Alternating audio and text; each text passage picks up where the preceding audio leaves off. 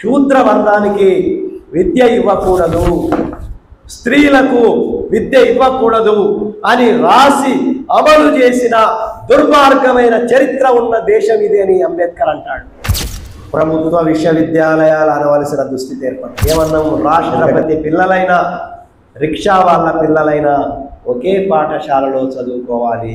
కాషాయ వస్త్రాలు ధరించి పెద్ద బొట్టు పెట్టుకొని మంచిగా మంచి బాట ఉంటుంది కదా, అందరు పోయే బాట ఒకటి ఉంటుంది కదా, అక్కడికి పోయి అక్కడ ఒక మర్రి చెట్టు చూసుకున్నాడట, మంచి మర్రి చెట్టు చూసుకొని ఆడ కూర్చున్నాడట. భూములు కానీ ఆస్తులు కానీ విడిచిపెట్టుకోండి, కానీ విద్యా హక్కు మాత్రం విడిచిపెట్టుకోకండి. The first girls school in India is started by Jyotirao Phule and Savitribai Phule. It is the revolution. మనం మానవీయ విద్య కోసం పోరాటం. ఏం ప్రజాపాలన ఆయన, పోలీసులు పెట్టుకొని యూనివర్సిటీకి పోయినోడు ప్రజాపాలన అంటే ఎంతకన్నా. కానీ పుస్తకాలలో ఏం చేశారంటే, గాంధీని ఒక యువకుడు చంపాడు. ఎవరా యువకుడు? గాడ్సే కాదా, ఆర్ఎస్ఎస్ కాదా? లేదు. తుడిచే చరిత్ర అవుతుందంటే వాళ్లకు అనుగుణంగా ఉన్న ఏబీవీపీ విద్యార్థులను దేశవ్యాప్తంగా ఇవాళ పంపిస్తున్నారు. ఎన్టీఏ ద్వారా ఇదొక పెద్ద ప్లాన్ వేస్తున్నారు వాళ్ళు. ఆ టెస్ట్ ద్వారా ఎవరు పాస్ కావాలి, 67 మందికి ఫస్ట్ టెస్ట్ అని అంటే కాంగ్రెస్ పార్టీ కన్ఫ్యూజ్డ్ పార్టీ. ఒక రాష్ట్రంలో ఏమో వ్యతిరేకిస్తుంది, ఇంకొక రాష్ట్రంలో ఏమో సపోర్ట్ చేస్తుంది. ఇంకొక సూసైడ్ నోట్లో ఒక fundamental question on the Indian education system raise చేసింది.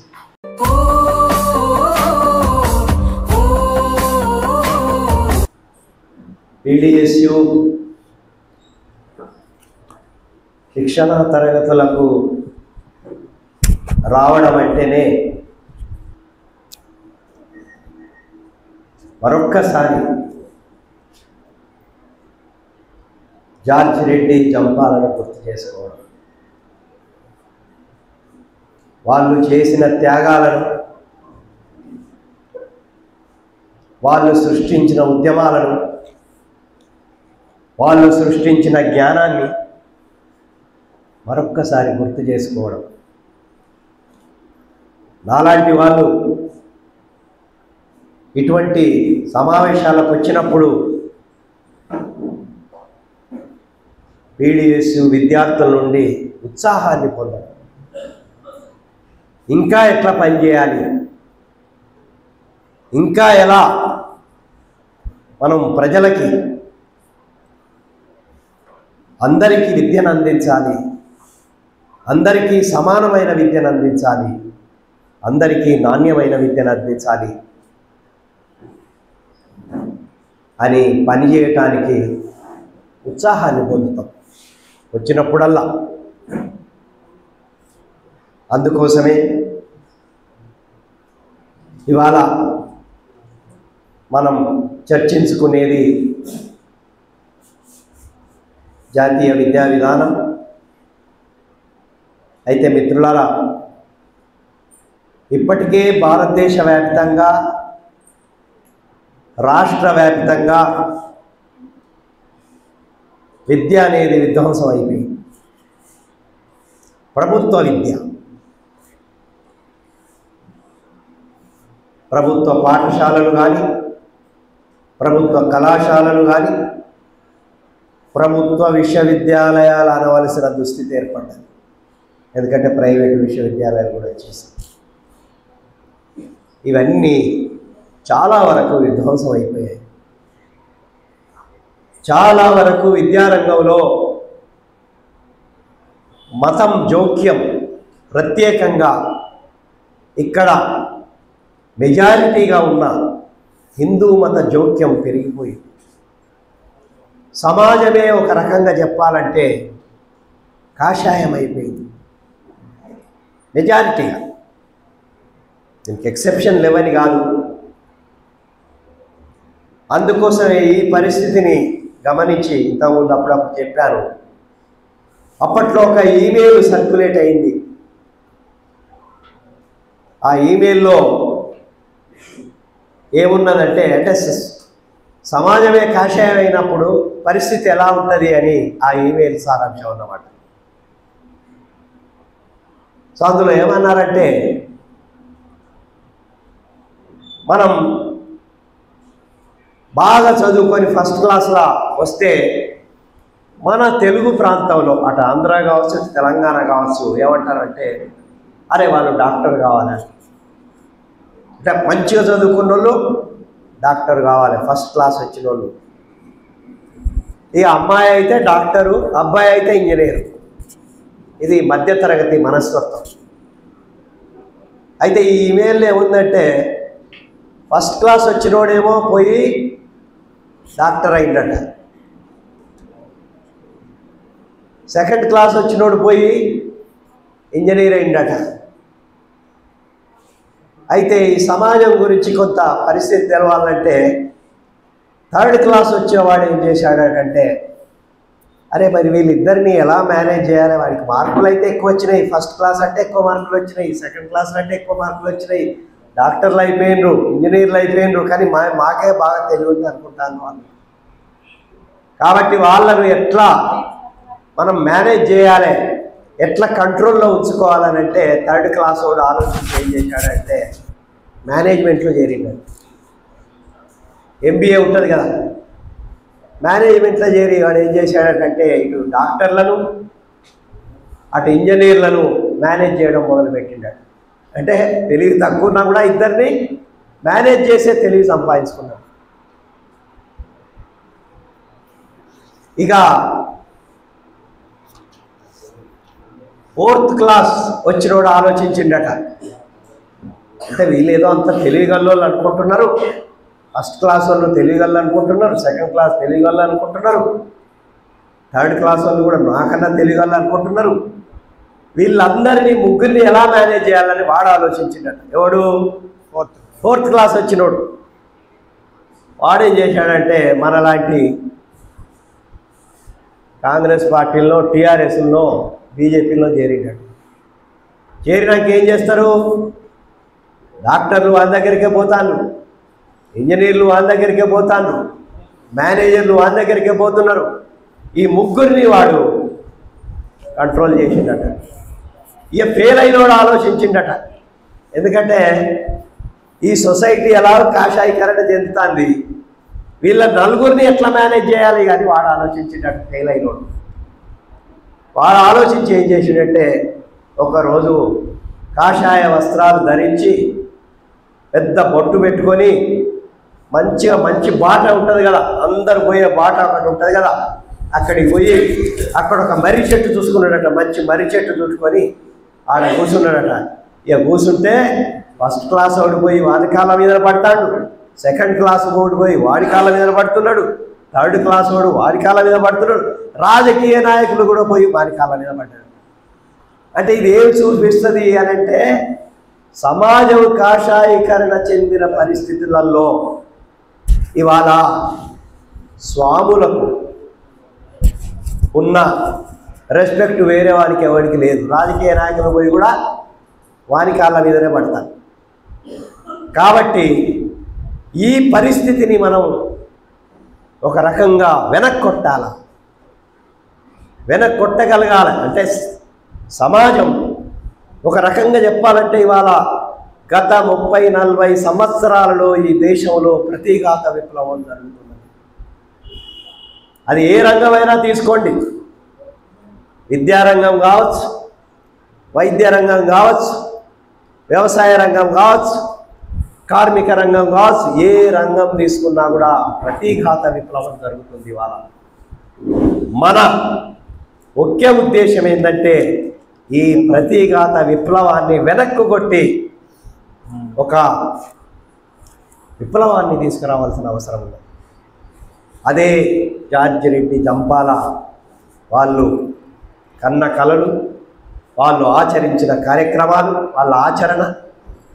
కాబట్టి ఆ దృష్టితో ఇంతకుముందు ఆ పాటలో కూడా చెప్పారు, విద్యారంగం కూడా విద్యార్థి సంఘాలు చాలా ఉన్నాయి, ఏబీవీపీ కూడా విద్యార్థి సంఘమే. కానీ విద్య గురించి మన దృక్పథం ఏమిటి, మన ప్రాపంచిక దృక్పథం ఏమిటి, మన world outlook, the way you look at the world ఏమిటి అనేది ఆ దృష్టితో, అందుకోసమే ఏంటి ఆ పాట, దృష్టిని బట్టి కనిపిస్తున్నది సృష్టి అని విన్నాం. కాబట్టి మన దృష్టి ఏమిటి, మనం ఆలోచించే విద్యారంగం ఏమిటి అనేది మనం అనుకుంటే, ముందుగా మనం ఇంతకుముందు చెప్పినట్టే శాస్త్రీయ విద్య కోసం పోరాడుతున్నాం, మనం లౌకిక విద్య కోసం పోరాడుతున్నాం, మనం ప్రజాస్వామిక విద్య కోసం పోరాడుతున్నాం, మనం మానవీయ విద్య కోసం పోరాడుతున్నాం, మనం కామన్ స్కూల్ సిస్టమ్ కోసం పోరాడుతున్నాం. కామన్ స్కూల్ సిస్టమ్ అంటే ఏంటి, అందరికీ ఒకటే విద్య. అందుకోసమే అప్పుడు మనం విద్యా పరిరక్షణ కమిటీ, అఖిల భారత విద్యా హక్కు వేదిక ఒక విద్యా పోరాట యాత్ర చేపట్టినప్పుడు ఏమన్నాము, రాష్ట్రపతి పిల్లలైనా రిక్షా వాళ్ళ పిల్లలైనా ఒకే పాఠశాలలో చదువుకోవాలి, ధనికులైన పేదలైన ఒకటే పాఠశాల, అగ్రవర్ణాల వాళ్ళైనా దళితులైనా ఒకే పాఠశాల, గ్రామాలలో ఉన్న పట్టణాలలో ఉన్న ఒకే రకమైన ఒకే పాఠశాల అంటే ఒకే పాఠశాల అని కాదు, అంటే ఒకే రకమైన వసతులు కలిగిన, అన్ని వసతులు కలిగి ఉపాధ్యాయులున్న ఒకే రకమైన విద్య కావాలి. ఉన్నోనికి ఒక విద్య, లేనోనికి ఒక విద్య చెల్లదు అని ఆ రోజు నినాదాలు ఇచ్చాం. అదే రకంగా ఒక పాఠశాల విద్య కాదు, కామన్ స్కూల్ సిస్టమే కాదు, కామన్ ఎడ్యుకేషన్ సిస్టమ్ అంటే కళాశాల కూడా ఒకటే ఉండాలి. కళాశాలలో కూడా, విశ్వవిద్యాలయాల్లో కూడా ఉన్న వాళ్ళకొకటి, లేని వాళ్ళకొకటి ఎందుకు ఉండాలి? అందరికీ ఒకే విశ్వవిద్యాలయం ఉండాలి. అంటే మనం అనుకునే సమాన విద్య, అది కామన్ స్కూల్ సిస్టమ్ కావచ్చు, కామన్ ఎడ్యుకేషన్ సిస్టమ్ కావచ్చు. ఈ సమాన విద్య కోసం జరిగే పోరాటం ఈ దేశంలో విప్లవం కోసం జరిగిన పోరాటంలో భాగమే అని మనం అర్థం చేసుకోవాలి. సమాజం కోసం, అందుకోసమే సమాన విద్య కోసమే, సమాజం కోసమే సమాన విద్య కోసమే విద్యా పరిరక్షణ పోరాటాలు, విద్యారంగ పోరాటాలు. అందుకోసమే మన పోరాటం అటు కార్మిక రంగంలో, ఇటు వ్యవసాయ రంగంలో, ఇంకా మిగతా రంగాలలో, జంగల్ జమీన్ కు జరిగే పోరాటాల్లో వీళ్ళంతటితో ఒక విప్లవాత్మకమైన మార్పులు తీసుకొచ్చే పోరాటంలో ఒక భాగము. వాళ్ళతో కలిసి భుజం కలిపి విద్యా పోరాటం నడుస్తుంది. ఎందుకంటే మనం సమాన విద్య కోసం పోరాడుతున్నాం. సమాన విద్య కోసం అనేది సమాజం కోసం, ఏ రకమైన అసమానతలు లేని సమాజం కోసం పోరాడుతున్నాం. అందుకోసమే పీడిఎస్యు విద్యా పరిరక్షణ కమిటీలో భాగంగా భాగస్వామ్య సంఘం, అలాగే అఖిల భారత విద్యా హక్కు వేదికలో పీడిఎస్యు ఒక ప్రధానమైన సంఘం. కాబట్టి మనం అనుకునే దృష్టి విద్య మీద ఏమిటంటే, ఈ విద్యారంగ పోరాటం సమాజం కోసం జరిగే పోరాటంలో భాగమే. అందుకోసమే మనం ఆ దృష్టితో విద్యారంగాన్ని చూడాలి అని మనం అంటున్నాం. ఇవాళ ఒక 3 అంశాల గురించి నేను మాట్లాడతాను. సరే, ఫస్ట్ అంశం ఏమిటంటే, అసలు విద్య యొక్క లక్ష్యం ఏమిటి? విద్య అనేది ఏ రకమైన పాత్ర పోషిస్తుంది ఒక సమాజంలో అనేది ఒక అంశంతో పాటు, ఈ జాతీయ విద్యా విధానంలో 3 ప్రధానమైన అంశాలని, చాలా అంశాలు ఉన్నాయి, మనకు టైం లేదు మాట్లాడటానికి, కానీ ప్రధానంగా 3 అంశాల గురించి మనం మాట్లాడుకుందాం. ఒక రకంగా చెప్పాలంటే 3 C's. ఒకటి కమర్షియలైజేషన్ ఆఫ్ ఎడ్యుకేషన్, దాన్ని మనము కార్పొరేటైజేషన్ ఆఫ్ ఎడ్యుకేషన్ అని కూడా అనుకోవచ్చు. దాన్నే కాలనైజేషన్ ఆఫ్ ఎడ్యుకేషన్ కూడా అనుకోవచ్చు. ఎందుకంటే కమర్షియలైజేషన్ ద్వారా కార్పొరేటైజేషన్ జరుగుతుంది, కార్పొరేటైజేషన్ ద్వారా కాలనైజేషన్ కూడా జరుగుతుంది. రెండవ అంశం కమ్యూనలైజేషన్ ఆఫ్ ఎడ్యుకేషన్. అంటే విద్యను మన దేశంలో నిర్దిష్టంగా చెప్పాలంటే హిందుత్వీకరించడం. అంటే విద్యలో మత భావాలను, మత ఉన్మాద భావాలను చొప్పించడము, మత సంస్థల జోక్యాన్ని పెంచడము అనేది రెండవ అంశం. ఇక మూడవ అంశం ఏమిటంటే సెంట్రలైజేషన్ ఆఫ్ ఎడ్యుకేషన్. అంటే విద్య కేంద్రీకృతంగా జరగాలి అని ఈ జాతీయ విద్యా విధానంలో ఉంది. సో జాతీయ విద్యా విధానంలో ప్రధానంగా కమర్షియలైజేషన్ను ప్రోత్సహించే అంశాలు, కమ్యూనలైజేషన్ను ప్రోత్సహించే అంశాలు, తర్వాత సెంట్రలైజేషన్ను ప్రోత్సహించే అంశాలు ఉన్నాయి. కాబట్టి ఈ 2-3 అంశాల గురించి మనం మాట్లాడుకుందాం. మొదటిది విద్య యొక్క లక్ష్యం ఏమిటి? మనం అందరం చదువుకుంటున్నాం. ఎందుకు చదువుకుంటున్నాము? మన దృష్టి ఏంటి ఈ విద్య గురించి అనంటే చాలామంది చెప్పేది ఏంటంటే అఫ్కోర్స్ మనం ఎందుకు చదువుకుంటున్నాము? ఉద్యోగం కోసం చదువుకున్న తర్వాత ఉద్యోగం వస్తుంది అనేది ఒక అంశం. కానీ అది ఒక్కటే కాదు, విద్యకు సామాజిక ప్రయోజనం కూడా ఉంది. విద్యకు వ్యక్తిగత ప్రయోజనం ఉంది. ఇప్పుడు నేను చదువుకున్న తర్వాత ఓకే, మనం ఏదో ఒక రకమైన ప్రొఫెషన్ నేర్చుకుంటాం. అందులో ఇప్పుడు లాయర్లు లా ప్రొఫెషన్ నేర్చుకుంటారు, డాక్టర్లు మెడిసిన్ నేర్చుకుంటారు, ఇంజనీరింగ్ నేర్చుకుంటారు. సోషల్ సైన్స్లో ఒక సోషల్ సైంటిస్ట్ ఎలా ఉండాలని నేర్చుకుంటారు. ఆ స్కిల్ ఆర్ ప్రొఫెషన్ ఒక ఉద్యోగం చేయటానికి, ఒక పని చేయటానికి పనికొస్తుంది. అది మొదటి ఫస్ట్ సెకండ్ కాదు. ఇది విద్య యొక్క లక్ష్యం. అది ఒకటి. అంతకన్నా ముఖ్యమైన లక్ష్యం ఏమిటి అని అంటే విద్య అనేది సామాజిక మార్పుకు దోహదం చేస్తుంది.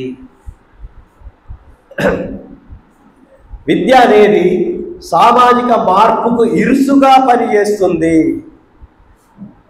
అంటే సమాజం ఎలా ఉందో తెలుసుకొని ఆ సమాజంలో అసమానతలు ఉంటే ఆ అసమానతలకు వ్యతిరేకంగా పోరాటం చేయాలనే చైతన్యాన్ని ఇస్తుంది.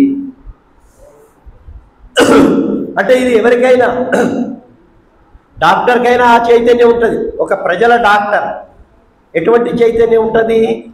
ఆయన డాక్టర్ పని చేస్తాడు, పేదలకు ఫ్రీ సర్వీస్ కూడా చేస్తాడు, ఎట్ ది సేమ్ టైం సమాజాన్ని మార్చడానికి తన కర్తవ్యాన్ని పూర్తి చేస్తాడు. సో కాబట్టి ఒక్క మాటలో చెప్పాలంటే ఎడ్యుకేషన్ ఈజ్ ఈక్వలైజర్. విద్య అనేది సమానత్వం సాధించటానికి ఒక బలమైన ఆయుధం. విద్య యొక్క కర్తవ్యం. అందుకోసమే బ్రీఫ్గా చెప్పాలంటే ఇవాళ మనకు కొంతమంది గురించి చెప్పుకోవచ్చు. పాలో ఫ్రైరీ అని ఒక ఆయన ఉన్నాడు. ఆయన పెడగాజీ ఆఫ్ ది అప్రెస్ అనే ఒక పుస్తకం రాశాడు. ఆ పుస్తకంలో ఏం చెప్పాడనంటే ఎడ్యుకేషన్ యొక్క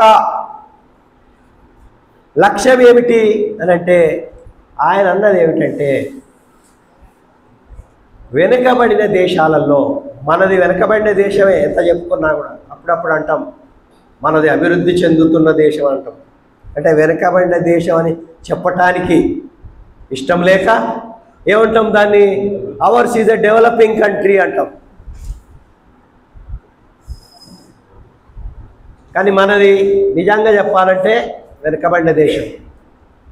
ఇప్పటికీ 78 సంవత్సరాల స్వాతంత్రం తర్వాత కూడా 78% మాత్రమే అక్షరాస్యత ఉన్న దేశం. ఏమంటాం? 78 సంవత్సరాలలో 78% అక్షరాస్యత కూడా లేదు. ఎంతున్నది? 74%. మరి ఇదేం దేశం? వెనుకబడిన దేశం. కాబట్టి పాలో ఫ్రైరీ ఏమన్నాడంటే, ఇటువంటి దేశంలో there is a culture of silence. సమాజంలో ఒక నిశ్శబ్దం వాతావరణం నెలకొన్నది. అందరూ భయపడుతున్నారు మాట్లాడటానికి. మాట్లాడితే పోలీసులు ఏమంటారనే కాదు, అది ఒకటి ఉంది. మనం మన భావాలను వ్యక్తం చేస్తే రేపు పోలీసు వాళ్ళు ఏమంటారో, కేసులు పెడతారేమో, పోలీస్ స్టేషన్లో పెడతారేమో, జైల్లో వేస్తారేమో అని ఒక భయం ఉంటే, ఇంకొక భయం ఏంటంటే మనం మాట్లాడేదేదో నమ్మింది మాట్లాడితే మనకు వచ్చేటి ఏమన్నా పోతాయేమో. ఒక ప్రొఫెసర్ ఏమనుకుంటాడంటే అరే వైస్ ఛాన్సలర్ వచ్చే పదవి పోతుంది, ఎందుకు మాట్లాడాలి, ఎందుకు విమర్శించాలి రేవంత్ రెడ్డిని అని అనుకోవచ్చు. లేకపోతే ప్రమోషన్ వస్తుందో రాదో, ఎక్కువ మాట్లాడితే హెడ్ ఆఫ్ ది డిపార్ట్మెంట్ ఏమనుకుంటాడు. కాబట్టి సమాజం అంతా అంటే అన్ని రకాల ఆధిపత్యాలను ప్రశ్నించటానికి ముందుకు రారు. దాన్ని కల్చర్ ఆఫ్ సైలెన్స్ అంటారు. సో ఈయన ఏమన్నాడంటే, ఎడ్యుకేషన్ కనుక ఇస్తే అందరికీ ఆ కల్చర్ ఆఫ్ సైలెన్స్ను, ఆ నిశ్శబ్దాన్ని బద్దలు కొడుతుంది. ఆ నిశ్శబ్దాన్ని బద్దలు కొట్టి ప్రజల చైతన్యాన్ని పెంచుతుంది అని పాలో ఫ్రైరీ విద్య యొక్క ప్రాధాన్యత గురించి చెప్పాడు.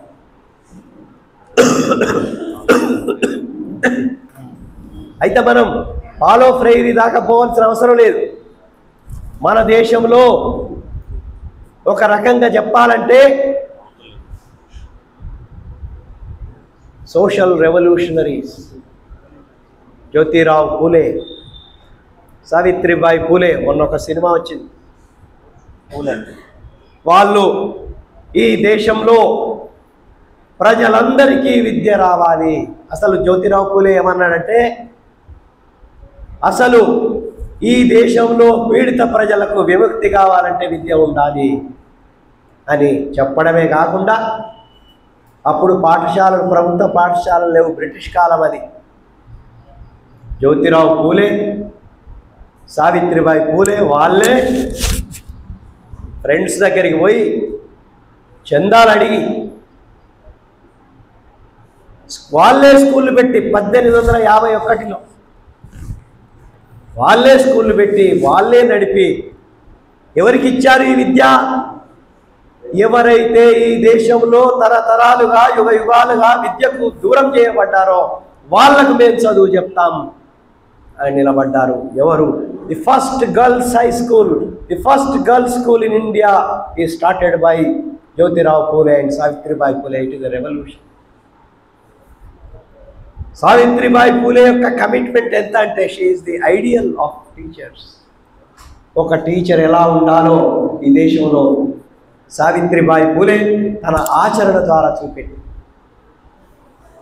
ఎందుకంటే ఆ కాలంలో స్త్రీలకు విద్య ఇవ్వాలన్నా, ఇప్పుడు మనం పిలువబడే దళితులకు విద్య ఇవ్వాలన్నా, ఈ దేశంలో బ్రాహ్మణిజం వీళ్ళకి విద్య ఇవ్వకూడదని రాసింది. అన్ని దేశాలలో విద్య ఇవ్వలే ఎవరికి? పేదవాళ్లకు అన్ని దేశాలలో కూడా విద్య ఇవ్వలేదు. కానీ భారతదేశంలో ఏం జరిగిందంటే, విద్య ఇవ్వకపోవడమే కాకుండా అప్పట్లో వర్ణాశ్రమ ధర్మాలు, ఈ వర్ణాశ్రమ ధర్మాలలో శూద్ర వర్ణానికి విద్య ఇవ్వకూడదు, స్త్రీలకు విద్య ఇవ్వకూడదు అని రాసి అమలు చేసిన దుర్మార్గమైన చరిత్ర ఉన్న దేశం ఇది అని అంబేద్కర్ అంటాడు. మిగతా దేశాలలో కూడా నిరాకరించబడ్డది పేదలకు. కానీ ఇక్కడ ప్రత్యేకత ఏంటంటే, దాన్ని రాసి దాన్ని అమలు చేసి, ఒకవేళ మీరు చదువుకుంటే వేదాలు వింటే చెవుల్లో సీసం పోస్తాం, చదివితే నాలుకలు తెలక్కోస్తాం, తెగ్గోశారు. ఏకలవ్యుని వేలును తెగ్గోసిన దుర్మార్గమైన చరిత్ర. అంటే టీచర్ లేకున్నా, ఆయన పేరేంది, ద్రోణాచార్యుడు. ఆయన దగ్గరికి పోయి అడిగాడు, నాకు విద్య నేర్పమని. నేను నేర్పను, నువ్వు నీకు అర్హత లేదు, యు ఆర్ ఎ ట్రైబల్ అని అంటే ఆయనే సొంతంగా నేర్చుకొని, అర్జునుడి కన్నా బాగా నేర్చుకొని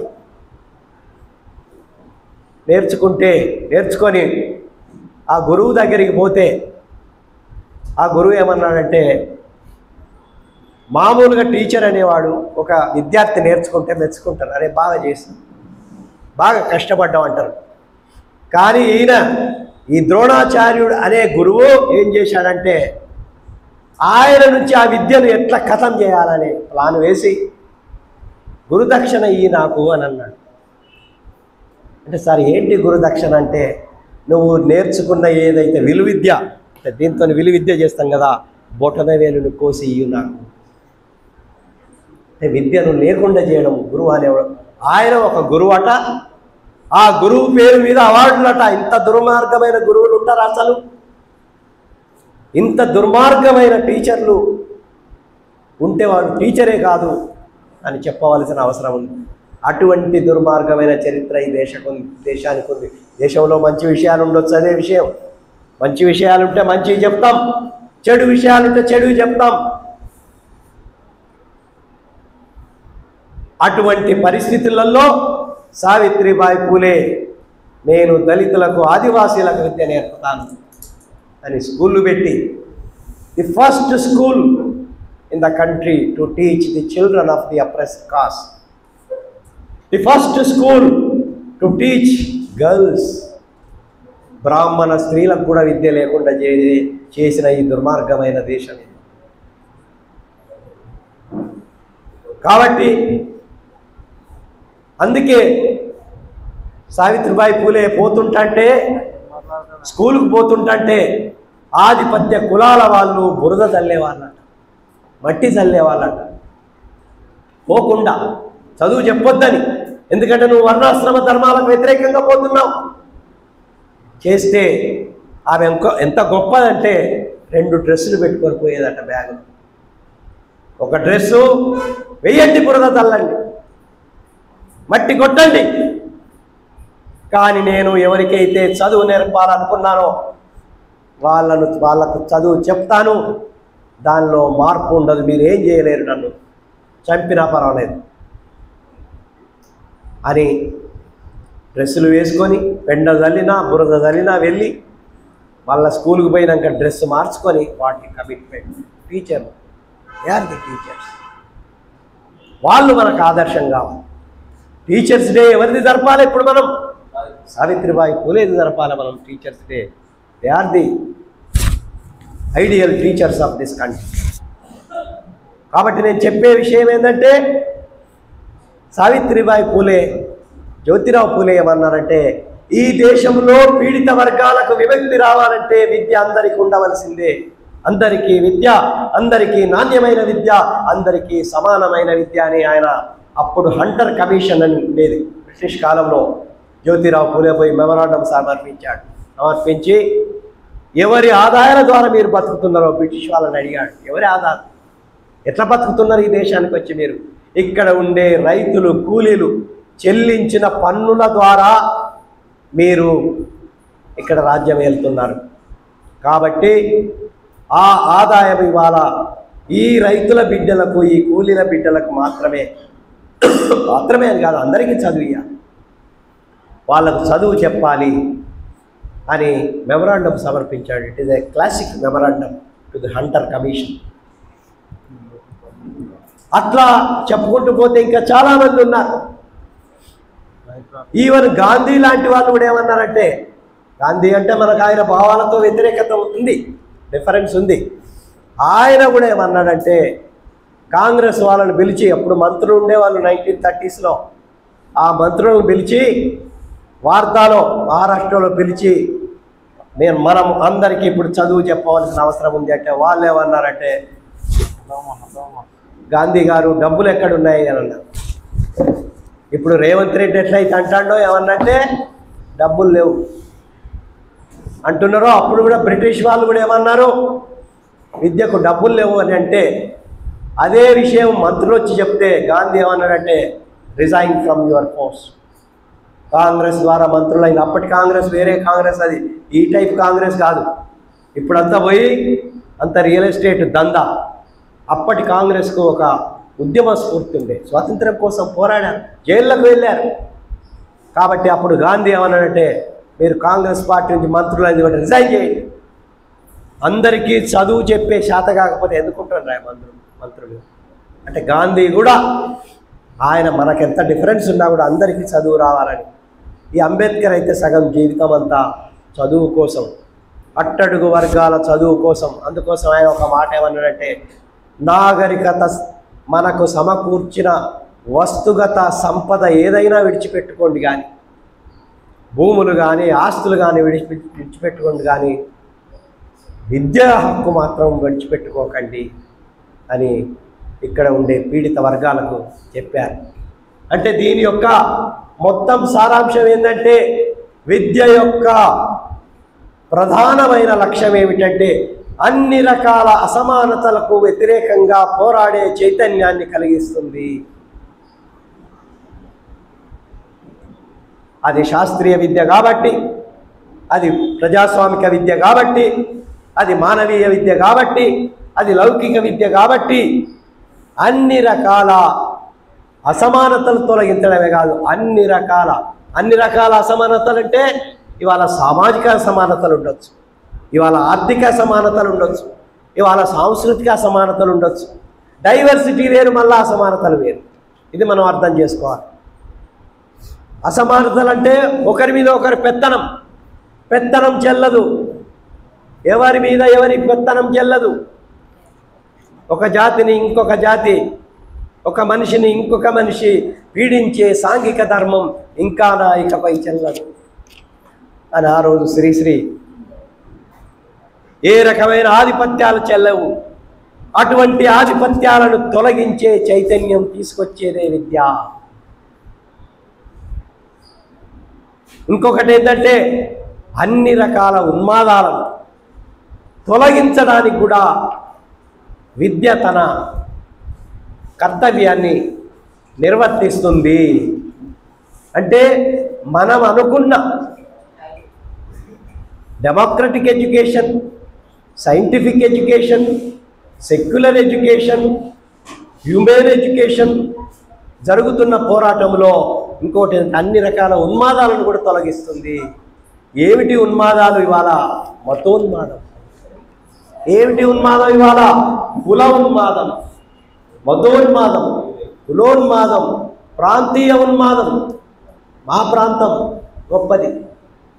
భాష ఉన్మాదం, మా భాష గొప్పది. కాబట్టి అందుకోసమే మనం ముందన్నట్టు education is an equaliser in all fields, economic, social, cultural fields. కానీ సమస్య ఏంటంటే ఇవాళ జాతీయ విద్యా విధానం ద్వారా ఈ విద్యా లక్ష్యాన్ని దెబ్బకొట్టడానికి ఇవాళ ప్రయత్నాలు జరుగుతున్నాయి. జాతీయ విద్యా విధానంలో ఏం రాశారు ఇవాళ? వాళ్ళు ఏం రాశారంటే 4వ పేజీలోనే జాతీయ విద్యా విధానంలో ఏం రాశారంటే పురాతన భారతీయ జ్ఞానం మీద, పురాతన భారతీయ విలువల మీద, పురాతన భారతీయ ఆలోచన విధానం మీద ఆధారపడి రాస్తున్నాము. అదే leading light of this document. అంటే అది ఒక మార్గదర్శక కాంతిగా మాకు ఉంటుంది అని ఈ జాతీయ విద్యా విధానం రాసిన వాళ్ళు అక్కడ మెన్షన్ చేశారు. మరి ఏంటిది పురాతన విలువలు?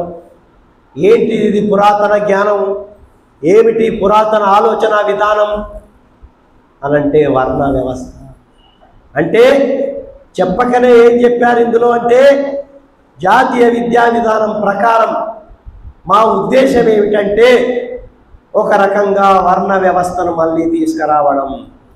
వర్ణ వ్యవస్థను తీసుకురావడం అంటే అందరికీ చదువు ఉండదు. వర్ణ వ్యవస్థను తీసుకురావడం అంటే అసమానతలు ఉంటాయి. ఒక వర్ణానికి ఇంకో వారికి అసమానతలు, ధనికులకు పేదలకు అసమానతలు, స్త్రీలకు పురుషులకు అసమానతలు. అంటే అటువంటి సమాజాన్ని తీసుకురావడానికి విద్యా విధానాన్ని తీసుకొస్తామని చాలామందికి ఇది అర్థం అవ్వట్లేదు. అది జాతీయ విద్యా విధానంలో మీరు కూడా ఒకసారి చూడండి, 4వ పేజీలో వాళ్ళు ఈ వాక్యం రాశారు. అంటే దీన్ని బట్టి వాళ్ళు ఏం చేస్తారంటే మొత్తం ఈ డాక్యుమెంట్ ఏం చేయదలుచుకుందో మొత్తం ఆ 4వ పేజీలో రాసేశారు. కాబట్టి మిత్రులారా, అంటే మనం అనుకునేదేమో విద్య ద్వారా అన్ని రకాల అసమానతలు పోవాలనంటే జాతీయ విద్యా విధానం ఏమంటుందంటే అన్ని రకాల అసమానతలు ఉండడమే కాదు, వాటిని మేము బలోపేతం చేస్తాం, వాటిని పటిష్టపరుస్తాం అని విద్య యొక్క లక్ష్యాన్ని వాళ్ళు దెబ్బకొట్టారు. విద్య యొక్క లక్ష్యం ఏంటంటే డబ్బులు సంపాదించడం, డాలర్లు సంపాదించడం, స్వార్థం, వేరే గురించి ఆలోచించకూడదు, సమాజం గురించి ఆలోచించకూడదు, అసమానతలున్న పట్టించుకోకూడదు. అంటే ఏన్షియంట్ వాల్యూస్ అంటే ఏంటి? పురాతన భారతదేశంలో అసమానతలు ఉన్నాయి కదా, అసమానతలు ఉన్నాయి కాబట్టి అటువంటి సమాజాన్ని తీసుకురావడం అంటే ఏంటి? విద్య ద్వారా అసమానతలకు వ్యతిరేకంగా మాట్లాడకుండా ఉండాలి, అంటే స్వార్థంగా ఉండాలి. Self centred, self absorbing individuals, not selfless altruistic individuals. సమాజం గురించి పట్టించుకునే ఒక నిస్వార్థమైన విద్యార్థులను కాదు తయారు చేయడం, స్వార్థపరులైన డాలర్లు, డబ్బులు తప్ప ఇంకే రకమైన ఆలోచన లేని విద్యార్థులను తయారు చేయడమే ఈ జాతీయ విద్యా విధానం యొక్క లక్ష్యం అని వాళ్ళు చెప్పకనే చెప్పారు అందరూ. కాబట్టి మిత్రులారా, అందుకోసమే ఇందులో నేను ఇంతకుముందు చెప్పినట్టు 3 అంశాలు వాళ్ళు చెప్పారు. ఆ అంశాలలో మొదటి అంశం commercialisation of education. Commercialisation of education ఇవాళ మనం కమాడిటీ అంటే there is a difference between product and commodity. Product అంటే వస్తువు, కమాడిటీ అంటే సరుకు. కమాడిటీ అంటే సరుకు, ప్రోడక్ట్ అంటే వస్తువు. వస్తువు అంటే దానికి మారకపు విలువ ఉండదు. మార్క్స్ మాట్లాడుతూ కమాడిటీకి ఏముంటుంది అంటాడు? ఒకటి యూజ్ వాల్యూ ఉంటుంది, ఉపయోగపు విలువ ఉంటుంది, ఇంకొకటి మారకపు విలువ ఉంటుంది. కానీ వస్తువుకు మారకపు విలువ ఉండదు. ప్రోడక్ట్ దేనికోసం మనం తయారు చేసుకుంటాము? Self consumption. ఒక రైతు ఇప్పుడు కాదు, ఇప్పుడు ఏదో రైతులంతా కమర్షియలైజేషన్ తీసుకొచ్చారు, వ్యాపార పంటలు వేయమన్నారు, పత్తి వేయమన్నారు. ఆ పత్తి వేస్తే మందులు కొట్టలేక చచ్చిపోతున్నారు, ఆత్మహత్యలు చేసుకుంటున్నారు. కానీ చాలా కాలం కింద రైతు అంటే ఏంటి?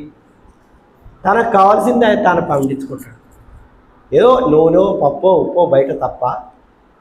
Self production is for self consumption, not for sale, not for market. కానీ ఇవాళ కమాడిటీ అంటే ఏంటంటే commodity is produce only for market. దానికి ఆ వ్యక్తి అంటే తయారు చేసే వ్యక్తికి ఉపయోగం ఉండదు దాని ద్వారా. ఇవాళ ఎందుకు అమ్ముతున్నారు ప్రజలు? తాము తయారు చేసినవి.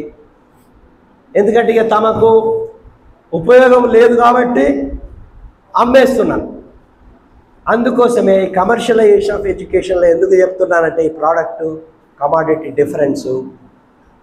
ఒకప్పుడు విద్య మామూలుగా మనకి ఒక ప్రోడక్ట్ లెక్క ఉండేది, కమర్షియలైజేషన్ కానప్పుడు. కానీ ఇప్పుడు ఏమైంది? విద్య ఒక సరుకుగా తయారైంది. సరుకు అంటే ఏంటి? సరుకు అంటే కొనడం, అమ్మడం. అంటే విద్యను కొనొచ్చు, అమ్మొచ్చు, అది సరుకు. అది వ్యక్తికి కూడా సరికే. ఇవాళ ఎందుకు చదువుకున్నావా, ఎందుకు చదువుకుంటున్నావా అంటే ఏమంటారు? ఒక ఆయన ఒక ప్రైవేట్లో అశోక యూనివర్సిటీకి పోయి అడిగిన వాళ్ళు, ప్రైవేట్ యూనివర్సిటీ అది, ఎందుకు చదువుకుంటున్నావా అని అంటే నేను 10 లక్షలు కట్టిన ఎంఏకి, అక్కడ ఎంఏకి 10 లక్షలు కట్టాలి. మన కాకతీయ యూనివర్సిటీలో ఎంత కడతాం? 10,000 కూడా కట్టాం. కానీ అశోక యూనివర్సిటీలో 10 లక్షలు కడతాం. అక్కడ మనం పోయి అడిగినాం అనుకో, ఎందుకు చదువుకున్నారా అంటే డబ్బు సంపాదించాలి, 10 లక్షలు కట్టినాం. 10 లక్షలు కట్టినోడు మెడికల్ సీటు 1 కోటి రూపాయలు. ఎన్ఆర్ఐలు పెట్టిన మెడికల్ కాలేజీలో 1 సీటుకు 1 కోటి రూపాయలు. ఆయన అడిగి మనం ఏంటా మీ ఉద్దేశం ఏంటి, మీ లక్ష్యం ఏంటి, చదువు లక్ష్యం ఏంటంటే ఏముంది సార్, 1 కోటి రూపాయలు కట్టినాం, ఇంకా 4 కోట్లు ఎట్లా సంపాదించుకోవాలనే ఉద్దేశం, అంతకన్నా ఏముంటుంది. దానికి ఏం చేయాలి? డాక్టర్ అయితా, కానీ డాక్టర్గా మిగలను. ఏమవుతాడు? వేరే వాళ్ళ కిడ్నీ మరి 4 కోట్లు సంపాదించాలి. అంటే ఎప్పుడైతే విద్య సరుకుగా మారుతుందో ఇక స్వార్థము, డబ్బులు, డాలర్లు తప్ప ఇంకా వేరే లక్ష్యం దానికి ఉండదు. అయితే ఈ సరుకుగా ఎట్లా మార్చారు అని అంటే 1986లో ఇట్లాగే ఒక జాతీయ విద్యా విధానం అని వచ్చింది. అప్పుడు రాజీవ్ గాంధీ కాలం, దాని పేరు కూడా జాతీయ విద్యా విధానం 1986. అంతకుముందు మీకు ఇక్కడ విద్య సరుకుగా లేదు అంతకుముందు. ఎందుకంటే అప్పటి వరకు మనకు అన్ని ప్రభుత్వంలోనే ఉన్నాయి. ప్రభుత్వ పాఠశాలల్లోనే సర్పంచ్ కొడుకు చదువుకునేవాడు, ఇంజనీర్ కొడుకు అక్కడే చదివేవాడు, రైతు బిడ్డ అక్కడే చదివేవాడు. అప్పుడు ప్రైవేట్ స్కూళ్ళు లేవు. ప్రైవేట్ స్కూల్ అంటే ప్రైవేట్ రంగంలో కొన్ని ఉండే, అవేవి క్రిస్టియన్ మిషనరీస్. కానీ క్రిస్టియన్ మిషనరీస్ అప్పుడు ఆ విద్యను అమ్ముకోవడానికి చేయలేవారు, అది కూడా సర్వీస్. క్రిస్టియన్ మిషనరీస్ ముందు వచ్చి విద్యా వైద్య రంగంలో వచ్చి దళితులకు విద్య లేదు కాబట్టి దళితుల దగ్గరికి పోయి మీకు విద్య ఇస్తాము రమ్మన్నారు. పోయారు, వారు చదువుకున్నారు. కానీ దాని ఉద్దేశం సరే మతాన్ని కొంత వ్యాపింపజేయడానికి ఉండొచ్చు, కానీ విద్యను అమ్ముకొని లాభాలు చేసుకోవాలనేది లేదా. అంటే నేను అనేది ఏంటంటే 1980కి ముందు ఈ దేశంలో విద్య అనేది సరుకుగా మారలేదు. అంటే కమర్షియలైజేషన్ ఆఫ్ ఎడ్యుకేషన్ అప్పుడు లేదు. కానీ 1986లో రాజీవ్ గాంధీ ఎప్పుడైతే జాతీయ విద్యా విధానం తీసుకొచ్చాడో అందులో ఏం రాశారంటే education is also a field for investment అని రాశాడు. అంటే విద్యను పెట్టుబడి పెట్టవచ్చు అంటే దాని అర్థం ఏంటి? పెట్టుబడి అంటే ఎందుకు పెడతాం? పెట్టుబడి లాభం కోసం పెడతాం, అత్యధిక లాభం కోసం పెడతాం. కాబట్టి ఆ డాక్యుమెంట్లు ఏం రాశారంటే మీరు పెట్టుబడి పెట్టవచ్చు అంటే దాని అర్థం ఏంటంటే మీరు పెట్టుబడి పెట్టి లాభాలు సంపాదించుకోవచ్చు అని చెప్పారు. అప్పటి నుండి 1986 నుండి ఆ తర్వాత ఇంకేమైంది? ఎలా 1991లో మీకు తెలుసు నూతన ఆర్థిక విధానాలు వచ్చినాయి. ఈ మధ్యలో నూతనాన్ని ఏదన్నా అంటే ఇక మనం డౌట్ చేయవలసిందే. నూతన ఆర్థిక విధానాలు దేనికోసం వచ్చినాయి మనకందరికీ తెలిసిన విషయమే. మొత్తం కార్మిక రంగంలో మొత్తం కార్మికులకు వ్యతిరేకంగా వచ్చిన పాలసీలన్నీ నూతన ఆర్థిక విధానంలో వచ్చినాయి. Privatisation, liberalisation, globalisation. అందుకే ఏమంటున్నారంటే లిబరలైజేషన్, ఎల్పిజి అంటున్నారు. లిబరలైజేషన్, ప్రైవేటైజేషన్, గ్లోబలైజేషన్ తీసుకొచ్చిన వదిలే ఇంకా ఈ విద్య వ్యాపారీకరణ పెరిగిపోయింది. 86లో పాలసీలో వచ్చింది, స్టార్ట్ అయింది. 1991 తర్వాత ఇక విపరీతంగా విద్యారంగంలో మీకు ప్రైవేటీకరణ అని వచ్చింది. మీకు గుర్తునే ఉంటుంది జనార్దన్ రెడ్డి అని ఒక ముఖ్యమంత్రి ఉండేవాడు మనకు ఆంధ్రప్రదేశ్కు, నేదురుమల్లి జనార్దన్ రెడ్డి. ఆయన అప్పుడు నాకు గుర్తులేదు కానీ కొన్ని మెడికల్ కాలేజీలు, కొన్ని డెంటల్ కాలేజెస్, 8 ఏదో medical colleges, 8 dental colleges private రంగంలో తీసుకొస్తారని అప్పుడు ఒక అనౌన్స్మెంట్ చేస్తే రాష్ట్రం అంతా, విద్యార్థి లోకమంతా తిరగబడితే ఆయన వెనక్కి తీసుకోవాల్సి వచ్చింది. అంటే నేను అనేది ఏంటంటే 1990 తర్వాత ఈ విద్యారంగంలో వ్యాపారీకరణ అనేది హద్దులు లేకుండా పోయింది. ఆ తర్వాత ఏమైందంటే ఆ తర్వాత మనం పెద్ద పోరాటాలు చేయవలసి ఉంటే చేయలేకపోయినాం. ఎందుకంటే నేదురుమల్లి జనార్దన్ రెడ్డి ఈ ఒక్క ఇష్యూనే ఆయన దిగిపోవాల్సి వచ్చింది. ఇవాళ స్టాపుల్ డౌన్. కానీ మళ్ళీ చంద్రబాబు నాయుడు వచ్చిన తర్వాత, ఇక చంద్రబాబు నాయుడు అంటేనే గ్లోబలైజేషన్, మనం అట్లా అనుకోవాలి. చంద్రబాబు నాయుడు అంటేనే ప్రైవేటైజేషన్. చంద్రబాబు నాయుడు దగ్గర ఆయన వచ్చి ఏం చేసింటే విజన్ 2020 అని ఒకటి పట్టుకొచ్చాడు.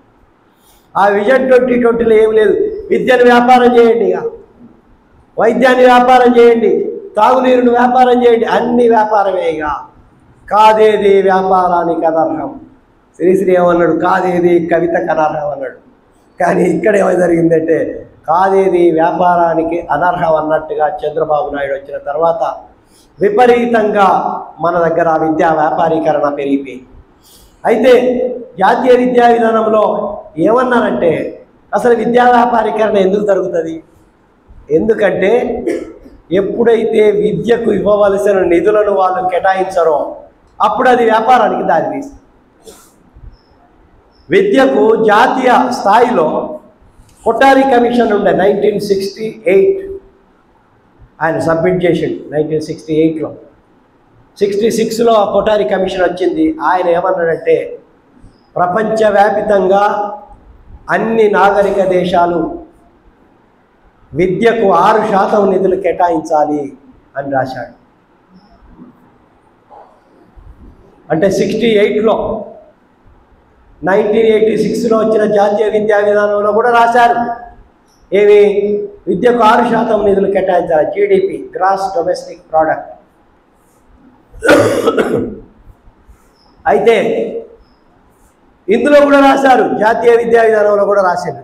మొన్న వచ్చిన 2020లో ఏమని రాశారు, the state and central government will try to allocate 6% of GDP at the earliest. అంటే త్వరలోనే మేము 6% నిధులు కేటాయిస్తాము అని రాశారు. ఇప్పుడేమో 4.4% ఉంది వాళ్ళ లెక్క ప్రకారం. యాక్చువల్గా 4.4% లేదు, అదేదో మొత్తం ఇప్పటి వరకు అది 3% అరౌండే ఉంది. కానీ ఏదో రాశారు, ఓకే, దాన్ని 6%కి పెంచుతామని రాశారు. పెంచడానికి ప్రయత్నం, యాక్చువల్గా మనం డాక్యుమెంట్లలో చూడాలి, ప్రయత్నం చేయడం ఏంటండి. మళ్ళా అది ఎప్పటి వరకు ఇస్తారు 6% అంటే చెప్పరు, అతి త్వరలో ఇస్తాం అంటే ఏంటి అతి త్వరలో అంటే? 2020లో వచ్చింది ఈ పాలసీ. 2020లో వస్తే చెప్పాలి, అయ్యో 2021లో వాళ్ళు అనుకున్న 4.4% నుంచి ఇవి 5% చేస్తాం, లేకపోతే 2022లో 4.5% చేస్తాం, 23లో 5% చేస్తాం, అట్లా మీకు 25-26లో 6% చేస్తామని స్పెసిఫిక్గా ఉండాలి. కానీ వీళ్ళు ఎలాగో ఇవ్వదలుచుకోలేదు కాబట్టి అట్లా రాయడంలో మేము ప్రయత్నం చేస్తాం, మేము త్వరలో ఇస్తామని ఇట్లా రాసి మోసం చేస్తున్నారు.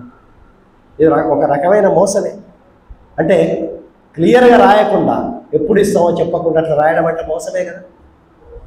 అలా నిధులైతే ఎప్పుడు ఇయ్యరో ఏం జరుగుతుంది? నిధులు ఎప్పుడైతే తక్కువ ఇస్తారో ఒక 2-3 కాన్సిక్వెన్సెస్ ఉంటాయి. ఒక కాన్సిక్వెన్స్ ఏంటంటే తక్కువ డబ్బులు ఇవ్వడం వలన ఇప్పుడు కొత్తగా ఒక ఇంజనీరింగ్ కాలేజ్ కావాలి, కొత్తగా ఒక స్కూల్ కావాలా, ఎవరు పెడతారు మరి? ప్రభుత్వం అడుగుతారే మా దగ్గర డబ్బులు తక్కువ కేటాయించింది ఇప్పుడు విద్యకు, మరి ఎవరు పెట్టాలి? ప్రైవేట్ వాడు పెట్టాలి. అందుకోసమే 1990 తర్వాత ఎవరు వచ్చారు? చైతన్య వచ్చాయి, నారాయణ వచ్చారు, ఇంజనీరింగ్ కాలేజీలు వచ్చాయి. ఈ ఇంజనీరింగ్ కాలేజీలు, మెడికల్ కాలేజీలు ఎవరు తీసుకొచ్చారు? ప్రైవేట్ స్కూల్ ఎవరు తీసుకొచ్చారు? ప్రైవేట్ వాళ్ళు, చైతన్య, నారాయణ వాళ్ళు తీసుకొచ్చారు. ఎందుకు తీసుకొచ్చారు? బడ్జెట్ తక్కువ ఉంది కాబట్టి. నువ్వు బడ్జెట్ 6% ఇచ్చావనుకో దేశవ్యాప్తంగా చెప్తే, ఒకవేళ దేశవ్యాప్తంగా ఇప్పుడు నీకు 31% విద్యార్థులు ఇప్పుడు ప్రైవేట్ స్కూళ్ళల్లో ఉన్నారు. అంటే 31% పాఠశాల విద్య ప్రైవేటైజ్ అయింది. ఎందుకంటే నిధులు ఇవ్వలేదు, జీడిపిలో ఇవ్వలేదు. అలాగే దాదాపు 10 లక్షల టీచర్ పోస్టులు ఖాళీగా ఉన్నాయి దేశవ్యాప్తంగా. ఏం చేస్తున్నాడు మోడీ? మోడీ వచ్చినప్పుడు ఒకవైపు జీడిపిలో ఇప్పుడు 3.5% ఉంది. ఇంకొక లెక్క ప్రకారం బడ్జెట్లో ఎంత ఇస్తున్నారు మరి అని అంటే, కనీసం నరేంద్ర మోడీ ప్రభుత్వానికి వచ్చినప్పుడు 6% ఉండే బడ్జెట్లో. కానీ ఆయన మొన్న, అంటే ఈ ఎన్ని సంవత్సరాలైంది, దాదాపు 11 సంవత్సరాలలో దాన్ని 2.5% తగ్గించాడు. ఎందుకంటే అది జాతీయ విద్యా విధానంలో ఉంది. జాతీయ విద్యా విధానం ప్రకారం నీ ఇంత తప్పకుండా కేటాయించాలని వాళ్ళు రాయలేదు. జాతీయ విద్యా విధానం ప్రకారం అందరికీ విద్య ఉండకూడదని ఉంది. కాబట్టి నరేంద్ర మోడీ లేకపోతే బీజేపీ ఐడియాలజీ అందరికీ విద్య ఉండొద్దని. వాళ్ళ ఐడియాలజీ మనుధర్మం. మనుధర్మంలో ఏం చెప్పారు? అందరు చదువుకోవద్దు. అందరు చదువుకుంటే ఎట్లా? కొంతమంది చదువుకుంటే చాలు. కాబట్టి వాళ్ళ విధానమే అది. కాబట్టి ఇవాళ ఒకవైపు ప్రైవేట్ అంటే 1168 యూనివర్సిటీలు ఉంటే మనకిప్పుడు 471 యూనివర్సిటీ, దాదాపు సగం యూనివర్సిటీలు ప్రైవేట్ రంగంలో ఉన్నాయి ఇప్పుడు దేశవ్యాప్తంగా. తప్పకుండా ఎప్పుడైతే బడ్జెట్ తగ్గిస్తారో ప్రైవేట్ యూనివర్సిటీలు వచ్చినాయి, ప్రైవేట్ స్కూళ్ళు వచ్చినాయి. పబ్లిక్ స్కూల్స్, గవర్నమెంట్ స్కూల్స్ ఏమో మూతపడుతున్నాయి. గవర్నమెంట్ స్కూల్ బడ్జెట్ లేకపోతే ఏమవుతుంది? గవర్నమెంట్ స్కూళ్ళల్లో మౌలిక వసతులు ఉండవు, మౌలిక వసతులు ఉండరు, టీచర్లు ఉండరు. ఇప్పుడే చెప్పాము, లక్షలాది పోస్టులు ఖాళీగా ఉన్నాయి. కాబట్టి మౌలిక వసతులు ఉన్నాయి. కాబట్టి బడ్జెట్ లేదు కాబట్టి మౌలిక వసతులు ఉన్నాయి. మౌలిక వసతులు ఉండవు, టీచర్లు ఉండవు. మౌలిక వసతులు, టీచర్లు ఉండవు కాబట్టి విద్యార్థులు, తల్లిదండ్రులు ఏమంటారంటే, అక్కడ సార్లు లేరు కదా, ఎందుకు పంపాలి అంటే విద్యార్థుల సంఖ్య తగ్గిపోతుంది. విద్యార్థుల సంఖ్య తగ్గిపోతుంది కాబట్టి మళ్ళీ ప్రభుత్వాలు ఏం చేస్తాయి? టీచర్లని ఇవ్వాలి. ఆడ తక్కువ మంది విద్యార్థులు ఉన్నారు కదా సార్, మళ్ళీ ఎందుకు ఇవ్వాలి అక్కడ టీచర్లు అంటే? టీచర్లు ఇవ్వరు కాబట్టి మళ్ళీ విద్యార్థులు తగ్గిపోయి చివరికి 0 ఎన్రోల్మెంట్ స్కూల్స్ అనే కొత్త ఫెనామినా, ఇంతకుముందు ఎప్పుడు లేదు ఇది. అంటే ప్రైవేటైజేషన్ వచ్చిన తర్వాత 0 ఎన్రోల్మెంట్ స్కూల్స్ అనేటివి మనకు వచ్చాయి. అలాగే కొంత మనం తెలంగాణకు వస్తే కూడా, తెలంగాణలో మీకు 2014లో 11% బడ్జెట్ ఉండే. అంటే బడ్జెట్లో 11% విద్యారంగానికి కేటాయించారు. కానీ కేసీఆర్ వచ్చినాక మనకేమన్నాడప్పుడు? కేజీ నుండి పీజీ ఉచిత విద్య అన్నాడు. కానీ ఆయన చేసింది ఏంటి?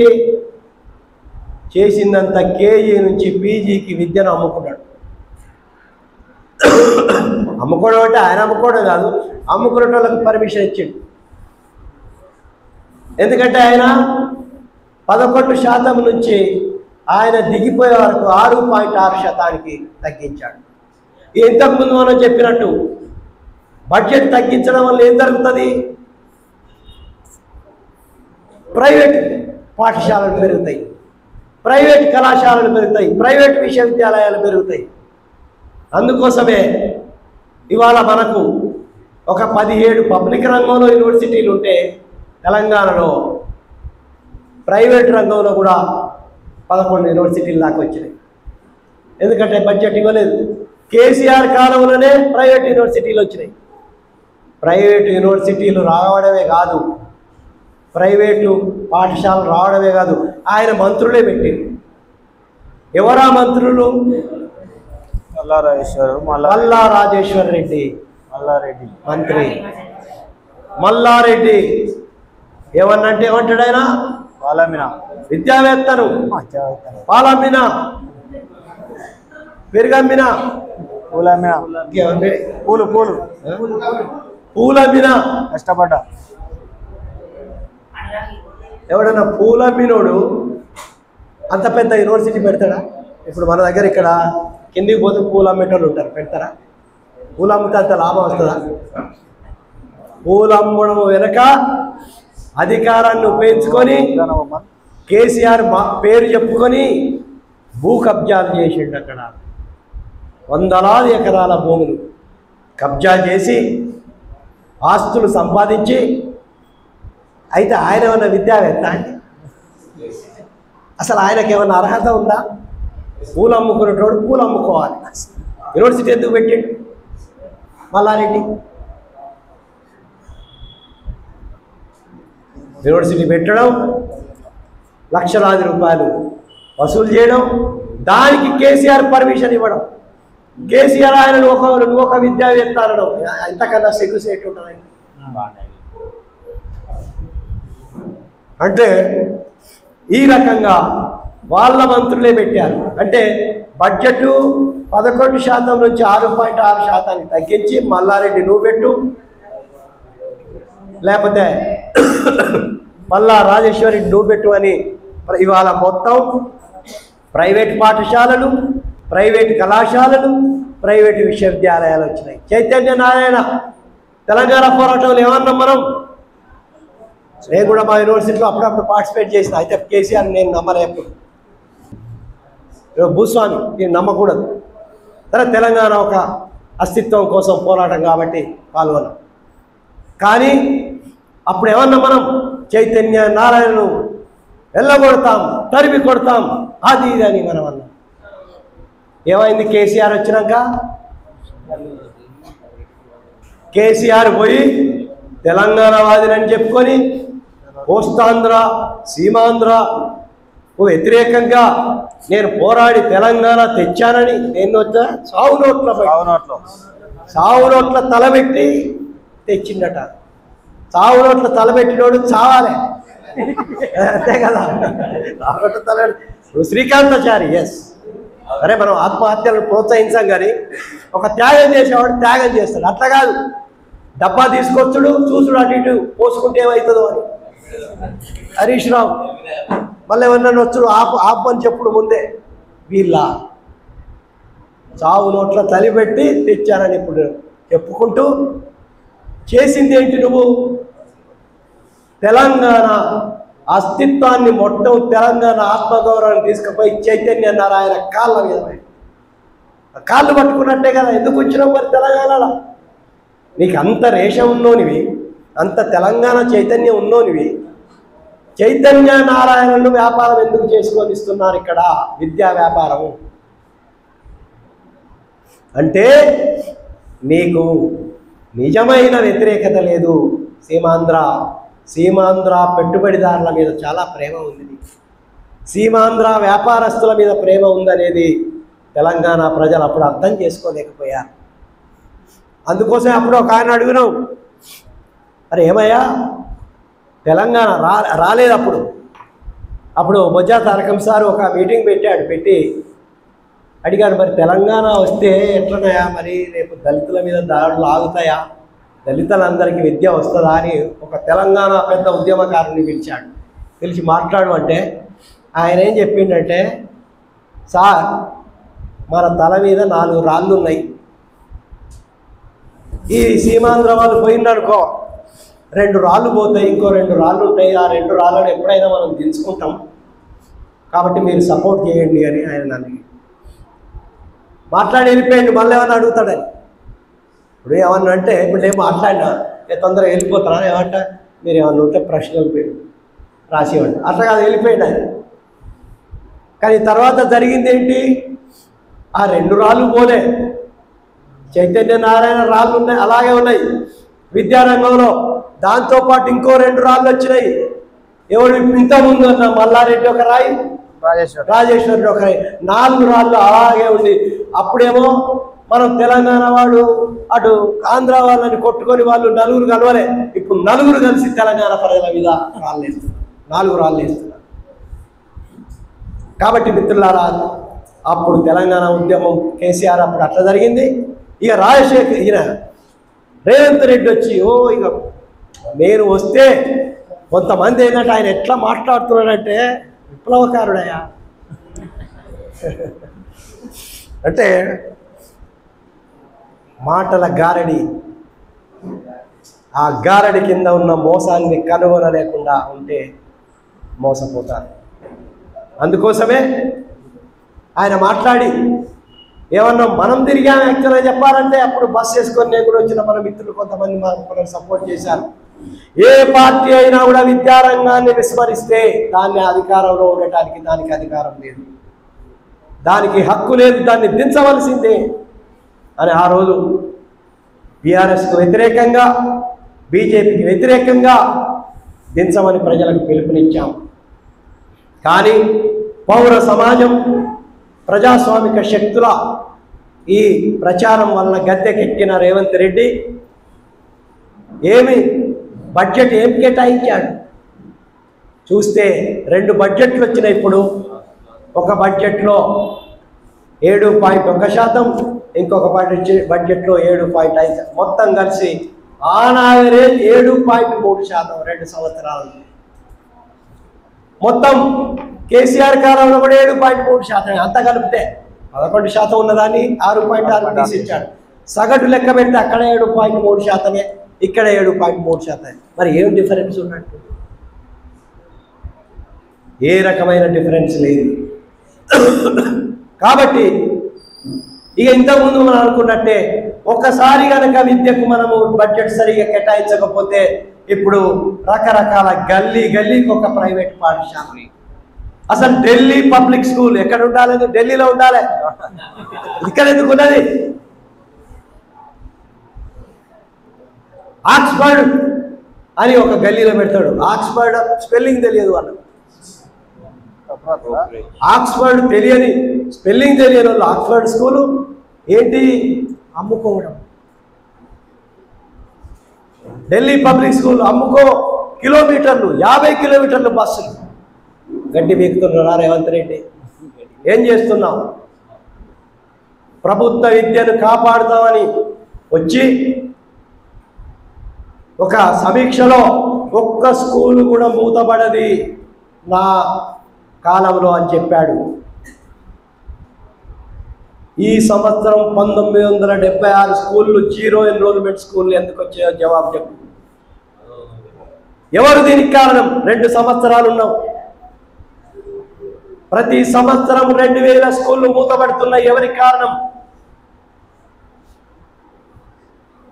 ఎందుకు మూతపడ్డాయి? ఎందుకు 0 స్కూల్స్ వచ్చాయి? స్టడీ చేయొద్దా? అక్కడ విద్యార్థులు ఎందుకు పెరగటం లేదని ఆలోచించొద్దా? ఎందుకు ఆలోచిస్తలేవు? నిజానికి చెప్పాలంటే నువ్వు బడ్జెట్ ఇవ్వకపోతే 0 స్కూళ్ళు ఏర్పడతాయి. ఎందుకు ఏర్పడతాయి అంటే ఇంతకుముందు మనం అనుకున్నట్టు బాలికలకు టాయిలెట్స్ లేని పాఠశాలలు ఇప్పటికీ 2801. ఇక ఇంతకన్నా ప్రూఫ్ అవసరం లేదు. ఇది ప్రజాపాలన కాదు, ఇది దోపిడీ పాలన అని చెప్పడానికి ఇంతకన్నా ప్రూఫ్ అవసరం లేదు.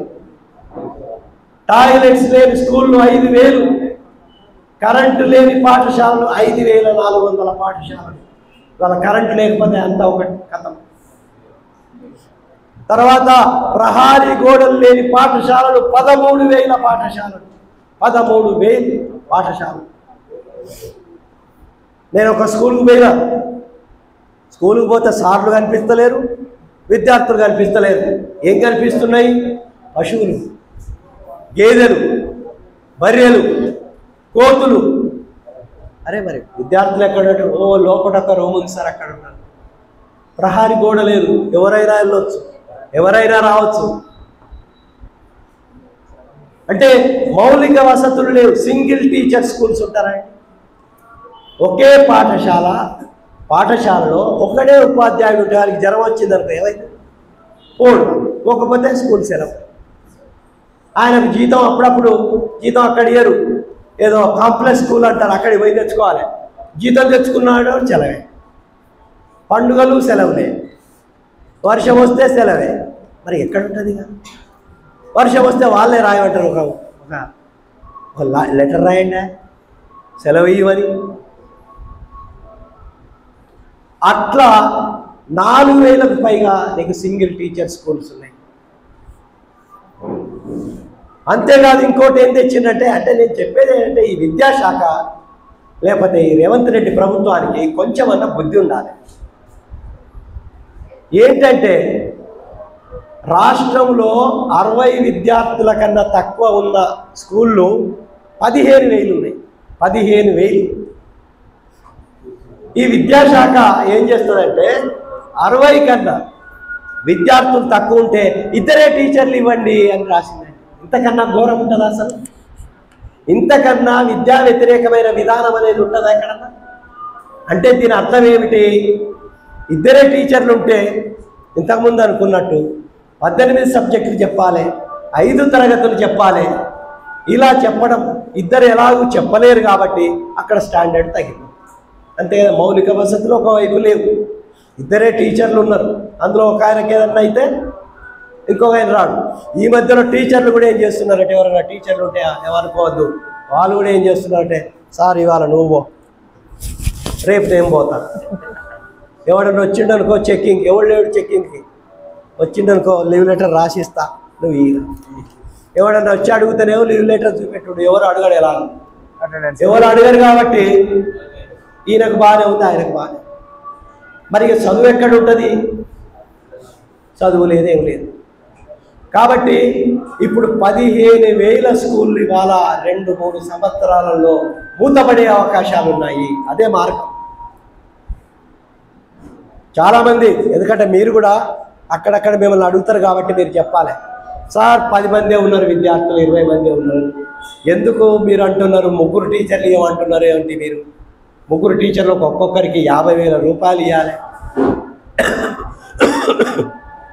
ఎక్కడి నుంచి వస్తాయి ఇంత? మనం కూడా ఏమనుకుంటామంటే, అరే పర్వాలేదు కదా, 20 మందే ఉన్నారు కదా, 3 టీచర్లు ఎందుకు, ఒక్కరు చాలు కదా అనుకుంటాం. ఇటువంటి ఆర్గ్యుమెంట్ పట్టుకొస్తున్నారు వాళ్ళు. మనం చెప్పవలసింది ఏమిటంటే, ఇక్కడ 20 మంది విద్యార్థులు ఎందుకున్నారు, ఇక్కడ 200. మీరు ఏ స్కూల్కి పోయి అడిగినా కూడా ఒక 10 సంవత్సరాల కింద ఎంతమంది ఉన్నారు సార్ అంటే 200 మంది ఉన్నారు సార్ అంటే, ఇప్పుడు పోతే 20 మంది 30 మంది. ఎందుకు వచ్చింది ఇట్లా? ఎవడు దీనికి కారణం? దాని పక్కనే 100 గజాల, అసలు చట్ట ప్రకారం 1 కిలోమీటర్ లోపు ప్రైవేట్ స్కూల్ ఉండదు. ఇది ప్రభుత్వ పాఠశాలకు 1 కిలోమీటర్ లోపల ప్రైవేట్ పాఠశాల ఉండకూడదు. కానీ ఇవాళ చాలా ప్రాంతాలలో ప్రభుత్వ పాఠశాల పక్కకే 100 మీటర్ల దూరంలోనే పర్మిషన్. ఎవడిచ్చాడు ఈ పర్మిషన్? రద్దు చేయండి, రద్దు చేయిన ఇప్పటికైనా ప్రభుత్వ పాఠశాలకు 1 కిలోమీటర్ల దూరంలో ఉన్న ప్రైవేటు కార్పొరేట్ పాఠశాలను రద్దు చేయండి అని మనం అడగవలసిన అవసరం ఉంది. ఎందుకంటే మనకు విద్యార్థులు తక్కువ ఉండటానికి కారణం ఏంటంటే, ఒకవైపు ప్రభుత్వం మౌలిక వసతులు కల్పించకపోవడం, టీచర్లను ఇవ్వకపోవడం, దాంతోపాటు ప్రైవేటును అలో చేయడం. ఈ కారణాలను కనుక మీరు తొలగిస్తే ఇవాళ అక్కడనే 200 మంది అవుతారు. ఇంకొకటి ఏంటంటే నేను చెప్పేది ఏంటంటే, ఇంకొకటి ప్రీ ప్రైమరీ ఎడ్యుకేషన్ అని ఉంటుంది. ఇవాళ మనం ఎల్కేజీ యూకేజీ అంటున్నాం కదా, ప్రైవేట్ స్కూళ్ళల్లో అంటారు. ఎందుకు ఇంట్రడ్యూస్ చేయట్లేదు రేవంత్ రెడ్డి? 2 సంవత్సరాలు అవుతుంది, ఏం చేస్తున్నావు? 2 సంవత్సరాల నుంచి చెప్తున్నాము, పూర్వ ప్రాథమిక విద్య, ప్రాథమిక పాఠశాలల్లో మీరు ప్రవేశపెట్టాలని అడుగుతున్నాము. ఇంతవరకు పెట్టలేదు. ఎందుకు పెట్టలేదు అని అంటే, విద్యా వ్యాపారుల కొమ్ము కాస్తున్నాము, విద్యా వ్యాపారులకు తొత్తుగా వ్యవహరిస్తున్నాము. లేకపోతే కారణం ఏముంటుంది? సరే, 1 సంవత్సరం పోయింది అనుకుందాం. మొన్నటి సంవత్సరం అయినా ఏప్రిల్లో తీసుకొని అన్ని స్కూళ్ళల్లో మేము పూర్వ ప్రాథమిక విద్య ప్రవేశపెడతాం అని చెప్పొచ్చు కదా, ప్రవేశపెట్టొచ్చు కదా. ఎందుకు చేయలే? ఇది అయినాక ఎందుకు చేయలేదు మరి? దీనికి కారణం లేదు. ఎందుకు చేయలేదంటే రేవంత్ రెడ్డికి కూడా ఉత్తగానే అన్ని సమీక్షా సమావేశాలు జరపడం అయితే జరుపుతున్నాడు. ఎవరో చెప్పిండ్రు, మీరేం లేదు సమీక్షా సమావేశాలు జరపండి, కథం డైలాగులు కొట్టండి అయిపోద్ది. తెలంగాణ ప్రజలు చైతన్యవంతులైతే మనకు తెలుసు కదా, బండి వెనుక బండి గట్టి 16 బండ్లు గట్టి అనే పరిస్థితి నీకు కూడా వస్తుంది. నువ్వు డైలాగులు ఉస్మానియా పోయి పెద్ద పెద్ద డైలాగులు కొడుతున్నావు, 1000 కోట్లు ఇస్తున్నావు, ఎందుకు ఇవ్వలేదు అక్కడ అని అడుగుతున్నాను నేను. ప్రతి యూనివర్సిటీకి 200 కోట్లు ఎందుకు నువ్వు అలాట్ చేస్తలేవు? ఉత్తగానే డైలాగులు కొట్టి తర్వాత ఏం ప్రజాపాలన? ఆయన పోలీసులు పెట్టుకొని యూనివర్సిటీకి పోయినోడు ప్రజాపాలన అంటే ఎంతకన్నా? అక్కడ ఏంటి అవి ఐరన్ గేట్లు పెట్టుకొని పోయినోడు ప్రజాపాలన. ఆయన ఎక్కినప్పుడు ఏం చేసిండు? లాల్ బహదూర్ స్టేడియంలో ప్రమాణ స్వీకారం చేసినప్పుడు అక్కడ మన అది ప్రగతి భవన్ దగ్గర అక్కడ కేసీఆర్ నీ అంతా అదే, కానీ నువ్వు కూడా నీ అంతే అవుతున్నావు కదా, నీ కూడా నీ అంతే. అక్కడ నువ్వు ఆ ఐరన్ గేట్స్ పగలగొట్టినావు. మళ్ళా ఐరన్ గేట్స్ ఎందుకు పెట్టినావు ఉస్మానియాలో? ఏం ప్రజాపాలన అనేది? ప్రజా వ్యతిరేకుల పాలన, రియల్ ఎస్టేట్ వాళ్ళ పాలన, కాంట్రాక్టర్ల పాలన, విద్యా వ్యాపారుల పాలన. కాబట్టి నీకు మళ్ళీ ఐరన్ గేట్స్ వచ్చినాయి. ఎందుకు ఐరన్ గేట్స్? ఐరన్ గేట్స్ పెట్టుకొని ఉస్మానియాకు వెళ్ళి 1000 రూపాయలు 1000 కోట్లు లెక్కే కాదు, లెక్కేగైతే 2 సంవత్సరాలు చేంజ్ చేస్తున్నావు, ఆయా గడ్డి పీకుతున్నావు.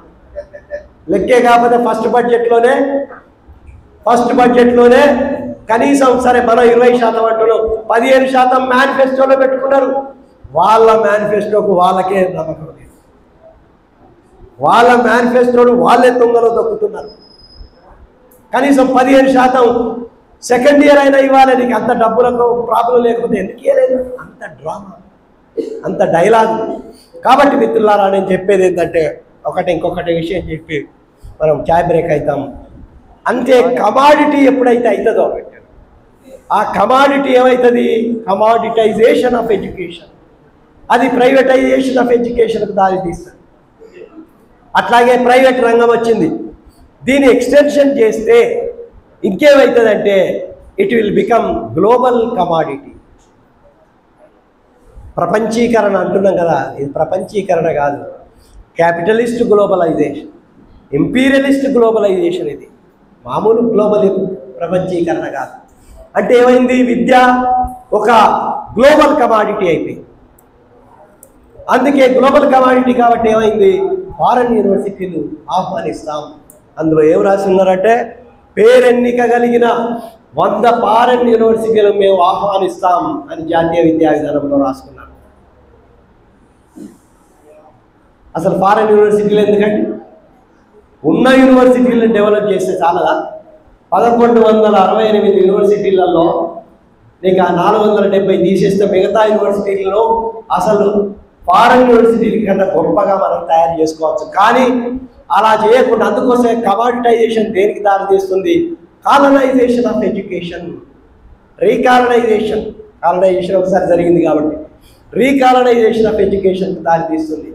ఇక ఫారెన్ యూనివర్సిటీలు అంటే ఏంటంటే ఇక రాజ్యాంగం ఉండదు అక్కడ అడ్మిషన్స్లలో ఏం చేస్తున్నారో మనకు అక్కడ వాళ్ళు జవాబుదారం ఉండదు. అక్కడ సామాజిక న్యాయం ఉండదు, రిజర్వేషన్లు ఉండవు, ఎవరిని తీసుకుంటున్నారో తెలియదు, ఎంత డబ్బులు వసూలు చేస్తున్నారో తెలియదు. ఫారెన్ యూనివర్సిటీ వస్తే ఏం చేస్తే అందులో వాడిగా డాలర్లలో ఛార్జ్ చేస్తారు. రెండవది, టీచర్ని ఎవరు పెడుతున్నాడో తెలియదు. టీచర్ ఎవరు పెడితే వాళ్ళే పెడతాడు. అసలు చాలా దగ్గర టీచర్లు కూడా పెట్టరు. ఏమన్నంటే ఇవాళ ఆన్లైన్ ఉంది కాబట్టి అమెరికాలో వచ్చి చెప్తాడు, అమెరికన్ యూనివర్సిటీ మీరు వినండి అంటాడు. ఇక టీచర్లు కూడా అవసరం లేదు, అడ్మినిస్ట్రేషన్లో ఏం జరుగుతుందో తెలియదు. అంటే ఒక రకంగా చెప్పాలంటే ఇవి విద్యారంగంలో వస్తున్న స్పెషల్ ఎకనామిక్ జోన్స్, అంటే ప్రత్యేక ఆర్థిక మండలాలని మిగతా ప్రాంతాల్లో మనం అంటాం.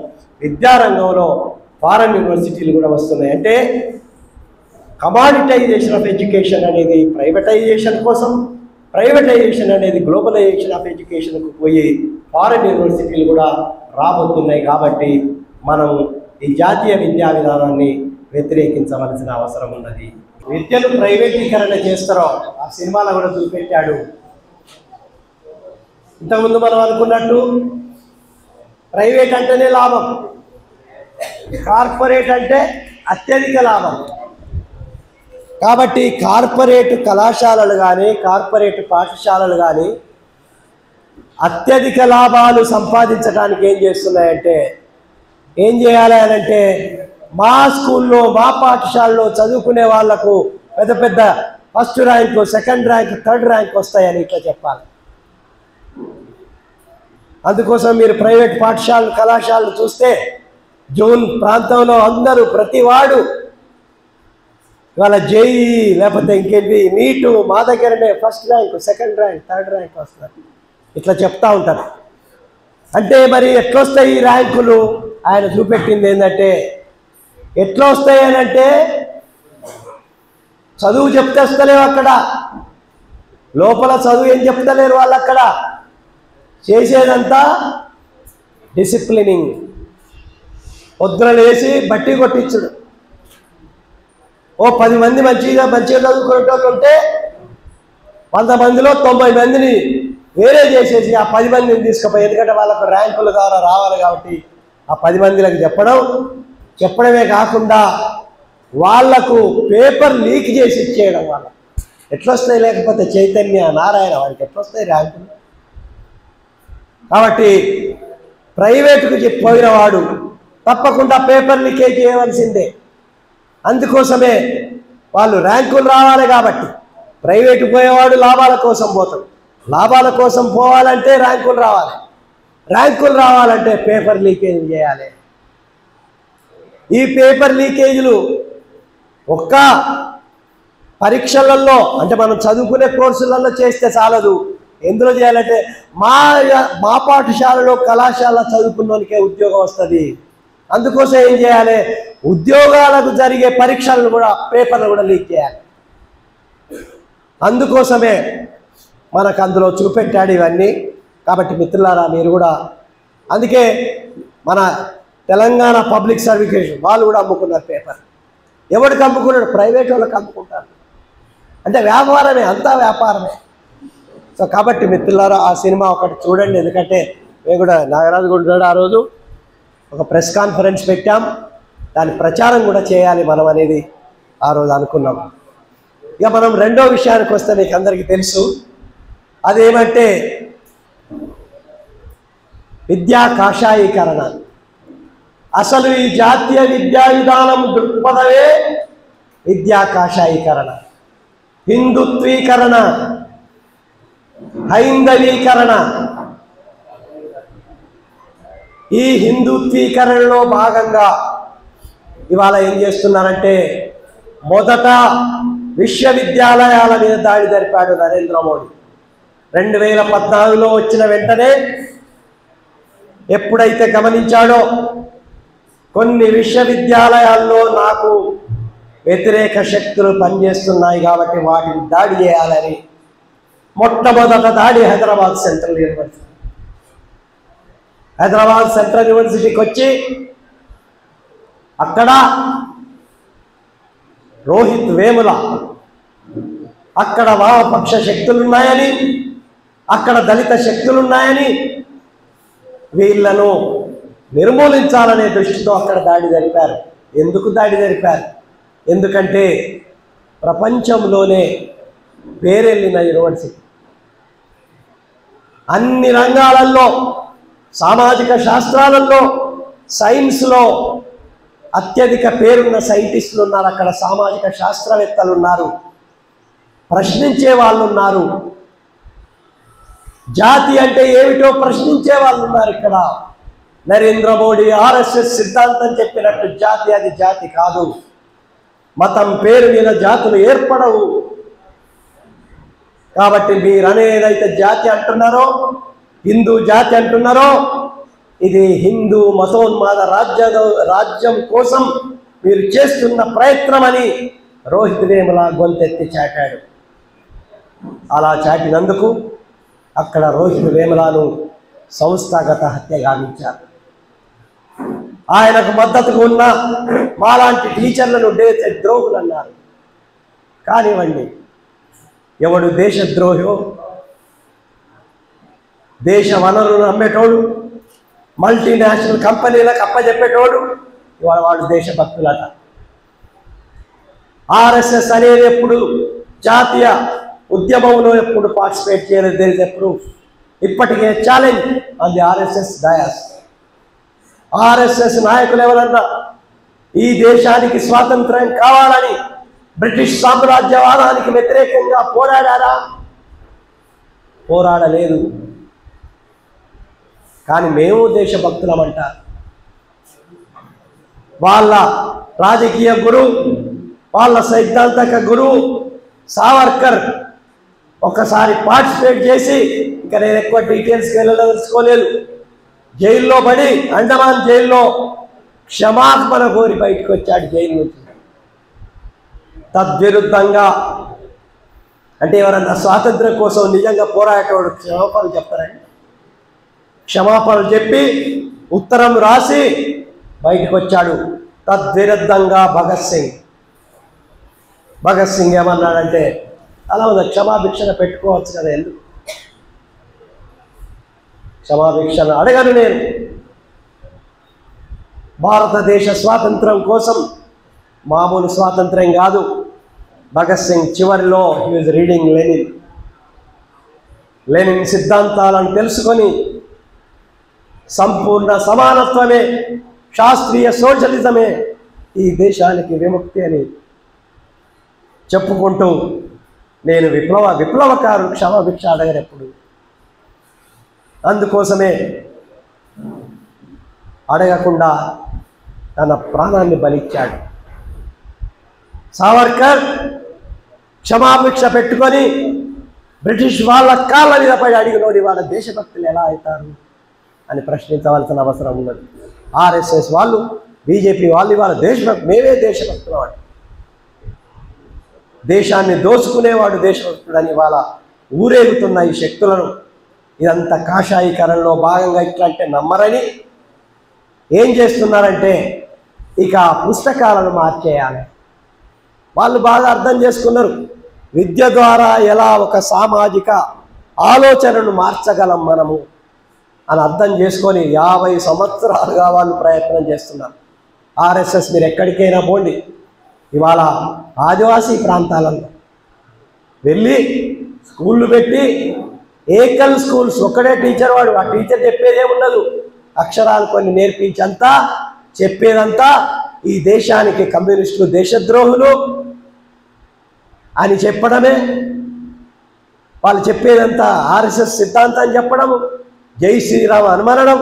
అందుకోసమే ఈ ప్రాంతాలన్నీ ఇప్పుడు Hinduisation of tribals, Hinduisation of Dalits, Hinduisation of backward classes అనేది వాళ్ళు ఒకవైపు బయట చేస్తూ, లోపల ఏం చేస్తున్నారంటే మొదట సెంట్రల్ యూనివర్సిటీలలో అడ్మినిస్ట్రేషన్ అంతా మార్చేశారు. వచ్చి రాగానే అక్కడ ఉండే వైస్ ఛాన్సలర్లు, అక్కడ ఉండే రిజిస్ట్రార్లు, అక్కడ ఉండే కంట్రోల్ ఆఫ్ ఎగ్జామినేషన్ తీసేసి ఆర్ఎస్ఎస్ భావజాలం మా యూనివర్సిటీలో జరిగింది. వాళ్ళ పనంతా ఏంటి? వాళ్ళ పనంతా అక్కడ ఉండే ఏబీవీపీని వాళ్ళు మద్దతు కూడగట్టి వాళ్ళని సపోర్ట్ చేయడమే వాళ్ళ పని. అలాగే అడ్మినిస్ట్రేషన్ తర్వాత ఇంకేం చేశారంటే ఇక టీచర్లను మార్చాలి. అందుకే ఏబీవీపీలో పనిచేసే నాయకులందరికీ వాళ్ళకి కావాలని ఉద్యోగాలు ఇప్పిస్తున్నారు అక్కడ. ఆ రకంగా నన్ను తిట్టినోడు ఒకడు ఏబీవీపీ వాడికి 2 జాబులు ఇచ్చారు, ఒకటి ఢిల్లీ యూనివర్సిటీలో, ఇంకోటి పంజాబ్ యూనివర్సిటీలో. ఉస్మానియా యూనివర్సిటీలో ఏబీవీపీ నాయకులకి ఇవాళ వేరే యూనివర్సిటీల్లో జాబులు ఇస్తున్నారు. అంటే కాషాయీకరణ ఎట్లా జరుగుతుందంటే అడ్మినిస్ట్రేషన్ మార్చేస్తున్నారు, టీచర్లను మార్చేస్తున్నారు. ఇవాళ teacher composition will be changed, administration is changed. మా దగ్గర 30 మంది ఆర్ఎస్ఎస్ కార్యకర్తలను తీసుకొచ్చి పెట్టారు. వాడికి చదువు రాదు. ఆ టీచర్లని అక్కడ హెడ్ ఆఫ్ ది డిపార్ట్మెంట్ ఉంటాడు కదా, పోండి ఆ క్లాసుకు పోండి అంటే, సార్ మేము కూడా క్లాసులు తీసుకోవాలా అంటారట వాళ్ళు. వాడు ప్రొఫెసర్ అయ్యి ఉండి లెక్చరర్ అయ్యి ఉండి క్లాసుకు పోరా బాబు అంటే మేము కూడా తీసుకోవాలన్నా సార్, మాకెవరు చెప్పలేదు అట్లా క్లాసులు తీసుకోమని. ఏం చెప్పింది నీకంటే శాఖలు నడపండి అని చెప్పండి. అంటే శాఖలు నడిపించడానికి ఇవాళ యూనివర్సిటీలలో టీచర్లను అపాయింట్మెంట్ చేస్తున్నారు. జవహర్లాల్ నెహ్రూ యూనివర్సిటీలో మిగతా విషయాలు నేను మాట్లాడను. సెకండ్ దెబ్బ జవహర్లాల్ నెహ్రూ యూనివర్సిటీ మీద పడ్డది. మీకు అందరికీ తెలుసు, కన్నయ్య కుమార్ వాళ్ళందరినీ దేశద్రోహులని, అక్కడ లెఫ్ట్ ఫోర్సెస్ ఉన్నాయని అక్కడ దెబ్బ కొట్టారు. అక్కడ కూడా మొత్తం మార్చేశారు. అక్కడ కూడా వందలాది మంది టీచర్లు ఢిల్లీ యూనివర్సిటీలో ఇవాళ ఆర్ఎస్ఎస్ వ్యక్తులు జాయిన్ అవుతున్నారు. అంటే యూనివర్సిటీలు అన్నీ ఇవాళ కాషాయమయం ఎక్కడికి పోయినా కూడా. ఇక విద్యార్థులను కూడా మార్చేయాలి. ఎందుకంటే మళ్ళీ పీడిఎస్యు లాంటి వాళ్ళు ఉంటారు, లేకపోతే ఇంకో వేరే సంఘాలు ఉంటాయి. కాబట్టి ఒక్కటే మీకు ఉండాలి వాళ్ళు. దానికోసం ఈ జాతీయ విద్యా విధానంలో ఏం చేశారంటే ఎన్టీఏ అని ఒక పరీక్షను తీసుకొచ్చారు, నేషనల్ టెస్టింగ్ ఏజెన్సీ అని. అంటే ఇంతకుముందు ఇప్పుడు మా యూనివర్సిటీలో ఎంఏలో అడ్మిషన్ ఇవ్వాలంటే మేమే ఎంట్రన్స్ పెట్టేటోళ్ళం, మేమే ఎంట్రన్స్ పేపర్ తయారు చేసి ఎంట్రన్స్ కండక్ట్ చేసేటోళ్ళం. ఇప్పుడు మా నుంచి మీరు ఎగ్జామ్ కండక్ట్ చేయడానికి లేదు, మేం చేస్తామని ఇవాళ నేషనల్ లెవెల్లో తీసుకెళ్లారు. అంటే సెంట్రలైజేషన్ ఆఫ్ ఎడ్యుకేషన్ ఎట్లా జరుగుతుందో చూడండి. సెంట్రలైజేషన్లో భాగంగా ఇవాళ నీట్ ఎగ్జామ్స్, దీనికి ముందు ఈ కాషాయీకరణలో ఇంకొక 2-3 విషయాలు పెట్టి సెంట్రలైజేషన్ కోసం వెళ్దాం. నేను అనేది ఏంటంటే స్టూడెంట్ కాంపోజిషన్ కూడా మార్చేస్తున్నారు. మార్చేసి ఏబీవీపీ ద్వారా ఎన్ని దాడులు జరిగినా కూడా వాళ్ళదే అడ్మినిస్ట్రేషన్ కాబట్టి అరెస్టు చేయొద్దు, వాళ్ళని కొట్టండి, మీ మీద కేసులే ఉండవు. ఒకరోజు ఇవి ఇప్పుడు బీజేపీ ఇప్పుడు నాయకుడు అయిపోయిండు సంరావు, బీజేపీ ఇప్పుడు ప్రెసిడెంట్ ఎవరు, రామచంద్రరావు కూడా మా దగ్గరికి వచ్చి విద్యార్థులకు చెప్తూ మీరేదైనా చేయండి, నేను లాయర్, నేను చూసుకుంటాను. మాకు లాయర్లు ఉన్నారు హైకోర్టులో, వాళ్ళకు ఉన్నారు నిజంగానే. లాయర్లు అందరిని పెట్టి మీకు కేసులు లేకుండా చేస్తా, మీరు కొట్టండి. అంబేద్కర్ ఫోర్స్ అక్కడ మా యూనివర్సిటీలో ఎస్ఎఫ్ఐలను కొట్టేసి అంబేద్కర్ స్టూడెంట్స్ని కొట్టేస్తున్నారు. అంటే యూనివర్సిటీల పరిస్థితి ఇంత దారుణంగా తయారైంది. ఇది చాలదని ఇంకోటి ఏం చేస్తున్నారంటే ఎన్సీఆర్టీ టెక్స్ట్ బుక్స్ మార్చేస్తున్నారు. ఎన్సీఆర్టీ టెక్స్ట్ బుక్లో మొట్టమొదట అన్ని సబ్జెక్టులు మార్చేస్తున్నారు. మనమేమనుకున్నామంటే అంతకుముందు వీళ్ళు ఏదో హిస్టరీని మార్చేస్తారని అనుకున్నాం. హిస్టరీని ఎలాగో మార్చేస్తున్నారు. చరిత్ర దగ్గరికి వెళ్ళి మొన్ననే, ఇంకెక్కువ నేను చెప్పాల్సిన అవసరం లేదు, మొన్న ఏం రాశారంటే ఈ దేశం విడిపోవటానికి కారణం, పాకిస్తాన్గా ఇండియా విడిపోవటానికి కారణం ఎవరయ్యా అంటే ఒకటి కాంగ్రెస్ పార్టీ, ఇంకొకటి బ్రిటిష్ వాడు, లేకపోతే ఇంకొక కారణం. అంటే చివరికి ఏంటంటే వాస్తవాలు తెలియకుండా గాంధీని ఎవరు చంపారనేది అందరికీ తెలుసు, మనకు విషయం. కానీ ఏం చేస్తున్నారంటే గాడ్సే చంపారని ఎవరు తెలుసు, గాడ్సే అనేవాడు ఆర్ఎస్ఎస్కి చెందినవాడు అని కూడా తెలుసు మనకు. కానీ పుస్తకాలలో ఏం చేశారంటే గాంధీని ఒక యువకుడు చంపాడు. ఎవరా యువకుడు? గాడ్సే కాదా, ఆర్ఎస్ఎస్ కాదా? లేదు, తుడిచేయి, చరిత్రను మార్చేయి. అంటే చరిత్రను పూర్తిగా వక్రీకరించి, అంతేకాదు ఆ మధ్యలో బాబ్రీ మసీదు ఎవడు కూల్చాడు? అద్వానీ కూల్చాడు, ఆర్ఎస్ఎస్ కూల్చింది, బీజేపీ కూల్చింది. ఏదో ఒక టెక్స్ట్ బుక్లో రాశారు అట్లా. గుజరాత్లో అల్లర్లు జరిగినాయి, మత కల్లోలు జరిగినాయి, బాబ్రీ మసీదును కూల్చేశారని రాస్తే పాఠం మొత్తం తీసేశారు. అంటే ఇట్లా చరిత్రలో వక్రీకరణ ఈ రకంగా చేసుకుంటూ చరిత్ర మొత్తం ముఘళ్ళ చరిత్ర తీసేయండి అని అంటున్నారు. అంటే ఎంత కాదన్నా ఒక దేశ చరిత్రలో మనం ఒప్పుకున్నా ఒప్పుకోకున్నా ముస్లిం రాజులు వచ్చారు, పరిపాలించారు. ఇక్కడ పరిపాలించినప్పుడు ఆ చరిత్ర చెప్పాలి. సరే, నువ్వు చరిత్ర నీ రకంగా చెప్పుకో, వేరే విషయం. కానీ మొఘలాయుల చరిత్రను కూడా తీసేయండి అంటే ముస్లిం టార్గెట్. ఫ్యాసిజంలో ఫస్ట్ టార్గెట్ ఏంటంటే ఆలోచన, అసాల్ట్ ఆన్ థాట్, ఆలోచించే శక్తుల మీద దెబ్బ వేయడమే ఫ్యాసిజం యొక్క పని. అందుకే విద్యారంగాన్ని ఫస్ట్ ఎందుకు చాలు వాళ్ళు. అందుకోసం ఎవరు అన్నట్టు ఒక దేశాన్ని ధ్వంసం చేయాలంటే ఇంకేం అవసరం లేదు, అక్కడ విద్యారంగాన్ని ధ్వంసం చేసి వస్తే సరిపోద్ది, వాళ్ళు చూసుకుంటారు. కాబట్టి ఇక్కడ చరిత్రలో మొగలాయుల చరిత్ర తీసేయమంటుంది. అంటే ముస్లింలంటే ద్వేషభావం సృష్టించడం. ముస్లింల తర్వాత మిగతా వాళ్ళు కమ్యూనిస్టుల తర్వాత దళితులు, తర్వాత అందరూ మైనారిటీ ఆధిపత్య కులాల వాళ్ళు, అందులో ఆధిపత్య కులాల వాళ్ళ స్త్రీలకు కూడా ఏం లేదు, ఏదో 5% తప్ప. వాళ్ళు చేసేది ఇట్లా చరిత్ర వక్రీకరణ చేస్తున్నారు. ఆ చరిత్ర వక్రీకరణ పోయి ఇంకేం చేశారంటే పొలిటికల్ సైన్స్ మార్చేశారు. పొలిటికల్ సైన్స్లో వాళ్ళు ఏమన్నారంటే డెమోక్రసీ ఎందుకు, ప్రజాస్వామ్యం ఎందుకు. అసలు కొంతమంది ఏమంటున్నారు ప్రజాస్వామ్యం ఎప్పుడో ఉంది ఈ దేశంలో, అసలు ఈ దేశంలో లేనిదే లేదు, అంత పురాతన కాలంలో ఉన్నది అని డెమోక్రసీ అండ్ డైవర్సిటీ అనే పాఠాన్ని తీసేశారు. అంటే మతాలకు ప్రత్యేకంగా హిందూ మతానికి ప్రజాస్వామ్యం అంటే పడదు, అది రాచరిక వ్యవస్థ. అందుకోసమే నరేంద్ర మోడీ పార్లమెంటును ప్రారంభించడానికి దేంతో వెళ్ళాడు, రాజ్యాంగంతో వెళ్ళలేదు, ప్రజాస్వామ్యం అనే నినాదంతో వెళ్ళలేదు, సింగోల్ను పట్టుకొని వెళ్ళాడు. సింగోల్ అంటే రాచరికానికి గుర్తు. అంటే ఈ దేశంలో మేము పురాతన కాలంలో ఏదైతే వర్ణ వ్యవస్థ ఉందో, రాచరికం ఉందో అది తీసుకొస్తామని చెప్పటానికి ఒక సిగ్నల్ ఇచ్చాడు. కాబట్టి డెమోక్రసీ పాఠం ఉందనుకో, మళ్ళీ రేపు పిల్లలు అడుగుతారు, అరే అంటే డెమోక్రసీ ఉండే కదా పాఠం, డెమోక్రసీలో ఓట్లు ఉండాలి కదా, డెమోక్రసీలో రాజ్యాంగం ఉండాలి కదా, రాజ్యాంగాన్ని మనం ఫాలో కావాలని అడుగుతారని డెమోక్రసీ అండ్ డైవర్సిటీ అంటే డైవర్సిటీకి వ్యతిరేకం. ఇక్కడ అంతా ఒకటే ఉండాలి, ఒకటే డ్రెస్ ఉండాలి, ఒకటే భాష ఉండాలి. ఆ భాష ఏంటి, హిందీ భాష. ఒకరోజు ఎవడు మన అమిత్ షా హిందీ నా భారతదేశ ఆత్మ అన్నాడు. మరి తెలుగు ఏం కావాలి, ఒరియా ఏం కావాలి, గోండు భాష ఏం కావాలి, అంటే ఒకే భాష కావాలి, ఒకే దేశం కావాలి, ఒకే పన్ను కావాలి, ఒకే విద్యా విధానం కావాలి, ఒకే ఆహారం అలవాట్లు. ఇవాళ మధ్యాహ్న భోజనం పోయి నిన్న సంగారెడ్డిలో అడిగితే గుడ్లు ఇస్తలేరు సార్ అంట. ఎందుకు ఇస్తలేరు గుడ్లు అని అడిగిన, వందే మాతరం ఫౌండేషన్ వాడు తీసుకున్నాడు, గుత్తకు తీసుకున్నాడు మధ్యాహ్న భోజనం. ఎవడిచ్చాడు గుత్తకు, ఆఫీసర్లు. ఎందుకు ఇచ్చారు అంటే మధ్యాహ్న భోజనంలో గుడ్లు పెట్టని వందే మాతరం ఫౌండేషన్కి ఎవడిచ్చాడు.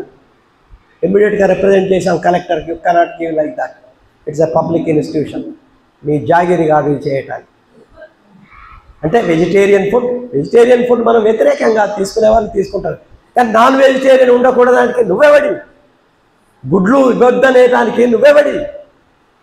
అంటే ఒకే అలవాటు, ఒకే ఆహారం అలవాటు, ఆ అలవాట్లు ఇవాళ ఒక రకంగా చెప్పాలంటే అగ్రవర్ణాలకు సంబంధించిన, అగ్రవర్ణాలు అనొద్దు, అందుకోసమే దోపిడీ కులాలు అంటున్న కుల నిర్మూలన జరగాలి ఈ దేశంలో. Ambedkar told that. కుల నిర్మూలన జరగకుండా ఈ దేశంలో ఒక జాతిని కానీ ఒక నీతిని కానీ నిర్మించలేరు మీరు ఈ దేశం. కుల నిర్మూలన దృక్పథంతో పోరాటాలు జరగాలి ఇవాళ. కాబట్టి ఇవాళ ఒకే కులం కావాలంటే మేము చెప్పినట్టే నడవాలి, మేము చెప్పినట్టే డ్రెస్సులు వేసుకోవాలి, మేము చెప్పినట్టే మీరు అన్నం తినాలి, ఇట్లా వాళ్ళు ప్రతీదీ తీసుకొస్తున్నారు. కాబట్టి ఇక్కడ డెమోక్రటిక్ డైవర్సిటీ, పాపులర్ స్ట్రగుల్స్ అనే పాఠం తీసేసారు. ఈ మధ్యలో మనకు అందరికీ తెలుసు సోషల్ మూవ్మెంట్స్ అని వస్తున్నాయి. ఏదో పెద్ద డ్యామ్లో నర్మదా బచావ్ అటువంటి ఉద్యమాలు వస్తున్నాయి. ఆ ఉద్యమాల గురించి మాట్లాడొద్దు మీరు, మనం చేసే పోరాటాలు ఎలాగ మాట్లాడొద్దు, అది వేరే విషయం. కాబట్టి పొలిటికల్ సైన్స్ నుంచి ఆ పాఠాలు తీసేశారు.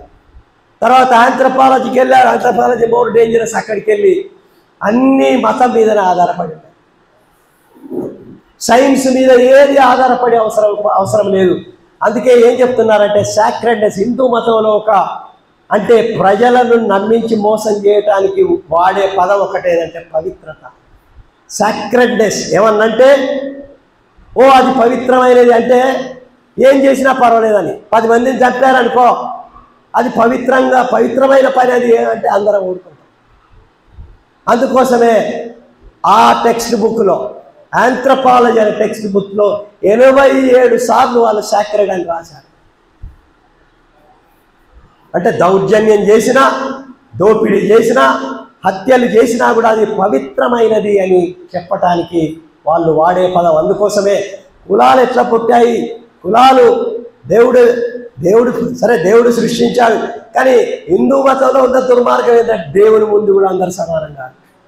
మిగతా మతాలలో కనీసం, మిగతా మతాలు అంత మంచి అని నేను చెప్పట్లేదు, కానీ మిగతా మతాలలో కనీసం దేవుడి ముందు అందరు సమానం, everybody is equal before God. కానీ హిందూయిజంలో అది కూడా లేదు.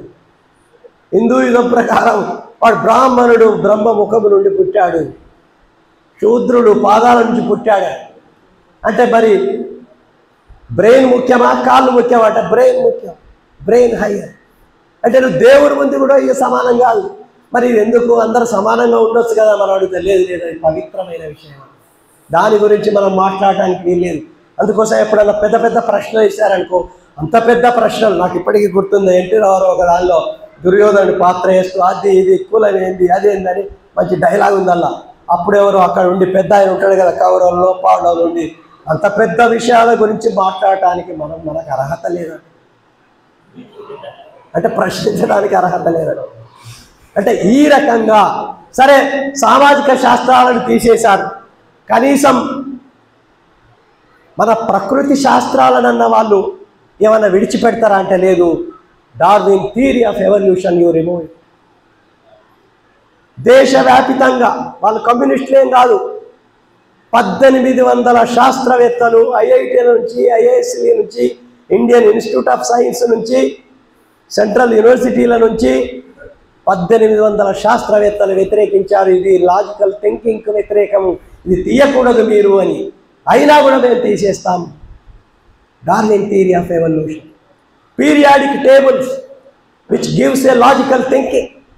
పీరియాడిక్ టేబుల్స్ తీసేయండి అంటే వీళ్ళకి కావాల్సింది లాజికల్ థింకింగ్ అవసరం లేదు, చరిత్ర అవసరం లేదు. చరిత్ర ఎవరు చెప్తారంటే ఇవాళ మోడీ చెప్తాడు చరిత్ర అంటే ఏంటో, మీరు చెప్పవలసిన అవసరం లేదు, మీ ప్రొఫెసర్లు ఏం చెప్తారు. అందుకోసమే ఇర్ఫాన్ హబీబ్ను, తర్వాత రోమిల్లా తేఫర్ను ఇంటలెక్చువల్ టెర్రరిస్టులు అంటారు. వాళ్ళు ప్రపంచ ప్రఖ్యాతిగాంచిన శాస్త్రవేత్తలను ఇవాళ ఇంటలెక్చువల్ టెర్రరిస్టులు అని అన్ని రకాలుగా ఈ న్యాచురల్ సైన్సెస్లో కూడా మొత్తం ఇవాళ మార్చేస్తున్నారు.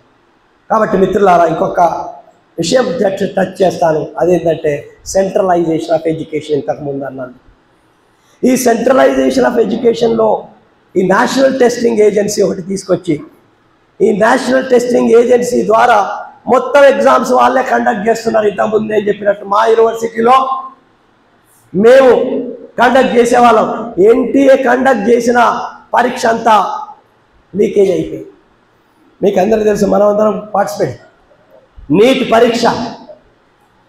పరీక్ష రాస్తే 50,000 మందికి జవాబులు రాయలేదు, వాడు మార్కులు వేసాడు. ఎవరైనా జవాబులు రాయకపోతే మార్కులు వేస్తారని అంటే అది ఒక రకమైన దందా. ఎన్టీఏ చేసే పరీక్షలు పెట్టేది నిజాయితీతో పరీక్షలు జరపడం కాదు, అక్కడ జరిగేదంతా ఎవరిని ఇవాళ. ఇంకొకటి ఏం జరుగుతుందంటే వాళ్లకు అనుగుణంగా ఉన్న ఏబీవీపీ విద్యార్థులను దేశవ్యాప్తంగా ఇవాళ పంపిస్తున్నారు ఎన్టీఏ ద్వారా. ఇదొక పెద్ద ప్లాన్ వేస్తున్నారు వాళ్ళు. ఆ టెస్ట్ ద్వారా ఎవరు పాస్ కావాలి. 67 మందికి ఫస్ట్ వస్తుంది అంటే ఎక్కడన్నా ఒక్కరో ఇద్దరో ముగ్గురో పోనీ 10 ఉంది అనుకున్నాం, 67 మందికి ఫస్ట్ వచ్చింది అందులో నీట్ ఎగ్జామ్లో. అలాగే సియు ఎంట్రన్స్ టెస్ట్, మా యూనివర్సిటీ అంటే సెంట్రల్ యూనివర్సిటీకి సంబంధించిన ఎంట్రన్స్ టెస్ట్ అని ఉంది, దాన్ని లీక్ చేసి పడేశారు అన్ని యూనివర్సిటీలలో. మా యూనివర్సిటీలో నేను 35-36 సంవత్సరాలు పనిచేసి మేము కండక్ట్ చేస్తే ఒక్కసారి లీక్ కాలే. మేమే రోజు కలుసుకునేటోళ్ళమే విద్యార్థులను. అయినా కూడా ఒక కాన్ఫిడెన్స్, ఒక టెస్ట్ పేపర్ అంటే టెస్ట్, మనకి ఎంత క్లోజ్ విద్యార్థి అయినా మనం చెప్పాం. టీచర్లు ఆ డిసిప్లిన్ ఫాలో అయ్యింది. కాబట్టి 36 సంవత్సరాల్లో జరగంది ఒక్క 2 సంవత్సరాల్లో ఎన్టీఏ జాతీయ విద్యా విధానం ద్వారా తీసుకొచ్చి ఎన్టీఏ ద్వారా ఇవాళ లీకేజ్లు, JEE exam leakage, NEET exam leakage. ఎందుకు లీకేజ్లు అవుతున్నాయి అంటే ఇదంతా ప్రైవేటైజేషన్, కార్పొరేటైజేషన్ సపోర్ట్ చేయడానికి లీకేజీలు జరుగుతున్నాయి. అందుకే ఒక ఉదాహరణ చెప్పి నేను ఉదాహరణ కాదు ఒక వాస్తవం చెప్పి నేను ముగిస్తాను. ఒకటేంటంటే తమిళనాడులో అనిత అనే అమ్మాయి 19 years ఓల్డ్, ఆమె జేఈఈ ఎగ్జామ్ అనేది రాసింది. జేఈఈ ఎగ్జామ్ రాస్తే ఆమెకి స్టేట్లో ఫస్ట్ క్లాస్ వచ్చింది. స్టేట్ ఎగ్జామ్ ఉంటుంది కదా మనకు, బోర్డు ఎగ్జామ్. కానీ నీట్ ఎగ్జామ్ రాసే వరకు ఆమె అందులో ఫెయిల్ అయిపోయింది. అయితే ఆమె ఉద్దేశం ఏంటంటే నేను ఒక మంచి డాక్టర్ అయిపోయి నా ఊళ్ళో ప్రజలకి ఫ్రీగా సేవ చేయాలనే ఒక దృక్పథంతో ఆమె ఆ ఎగ్జామ్ రాసింది. అయితే దురదృష్టవశాత్తు ఏంటంటే ఆత్మహత్యలు చేసుకోవద్దు, అది సొల్యూషన్ కాదు, పోరాడాలి. కానీ దురదృష్టవశాత్తు ఏంటంటే అమ్మాయిగా తట్టుకోలేక ఆత్మహత్య చేసుకుంటూ ఒక సూసైడ్ నోట్ రాసింది. ఆ సూసైడ్ నోట్లో ఒక fundamental question on the Indian education system raise చేసింది. అదేమిటంటే ఇవాళ కామన్ ఎంట్రన్స్ టెస్ట్ అనేది ఎందుకు పెడుతున్నారు? ఇవాళ జేఈ అనేది కామన్ ఎంట్రన్స్ టెస్ట్, నీట్ అనేది common entrance test, law set, తర్వాత ఎంసెట్, ఇట్లా అన్ని సెట్లు ఉన్నాయి. ఈ కామన్ ఎంట్రన్స్ టెస్ట్ ఆమె వేసిన ప్రశ్న ఏమిటంటే కామన్ స్కూల్ లేకుండా, కామన్ స్కూల్ సిస్టమ్ లేకుండా కామన్ ఎంట్రన్స్ టెస్ట్ పెట్టే హక్కు అధికారం ఎవరికి ఇచ్చారని కేంద్ర రాష్ట్ర ప్రభుత్వాలను ఆమె ప్రశ్నించింది. అంటే ఫండమెంటల్ క్వశ్చన్. అప్పుడప్పుడు పెద్ద పెద్ద మేధావులు కూడా వేయని ప్రశ్న. ఆమె చెన్నైలో మార్కెట్ ఉంటుంది కదా, మార్కెట్లో వాళ్ళ తల్లిదండ్రులు అక్కడ క్లీన్ చేస్తారు, అంటే స్వీపర్స్ అన్నమాట. ఒక దళిత కుటుంబం నుంచి వచ్చిన అనిత ఒక ఫండమెంటల్ క్వశ్చన్ రేజ్ చేసి ఈ వ్యవస్థపై తాను ఆత్మహత్య చేసుకున్నాను.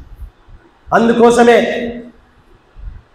అప్పటి నుంచి తమిళనాడులో ఈ జాతీయ విద్యా విధానానికి పెద్ద ఎత్తున ఉద్యమాలు జరిగాయి. విద్యార్థి సంఘాలు, ఉపాధ్యాయ సంఘాలు, అధ్యాపక సంఘాలు. అందుకోసమే తమిళనాడులో జాతీయ విద్యా విధానం మేము అమలు చేయమని స్టేట్మెంట్ ఇచ్చారు. అప్పటికి మోడీ ప్రభుత్వం ఏం చేసిందంటే జాతీయ విద్యా విధానం కనుక మీరు అమలు చేయకపోతే మేము డబ్బులు ఇవ్వమన్నాడు. డబ్బులు ఇవ్వకపోండి పోయి.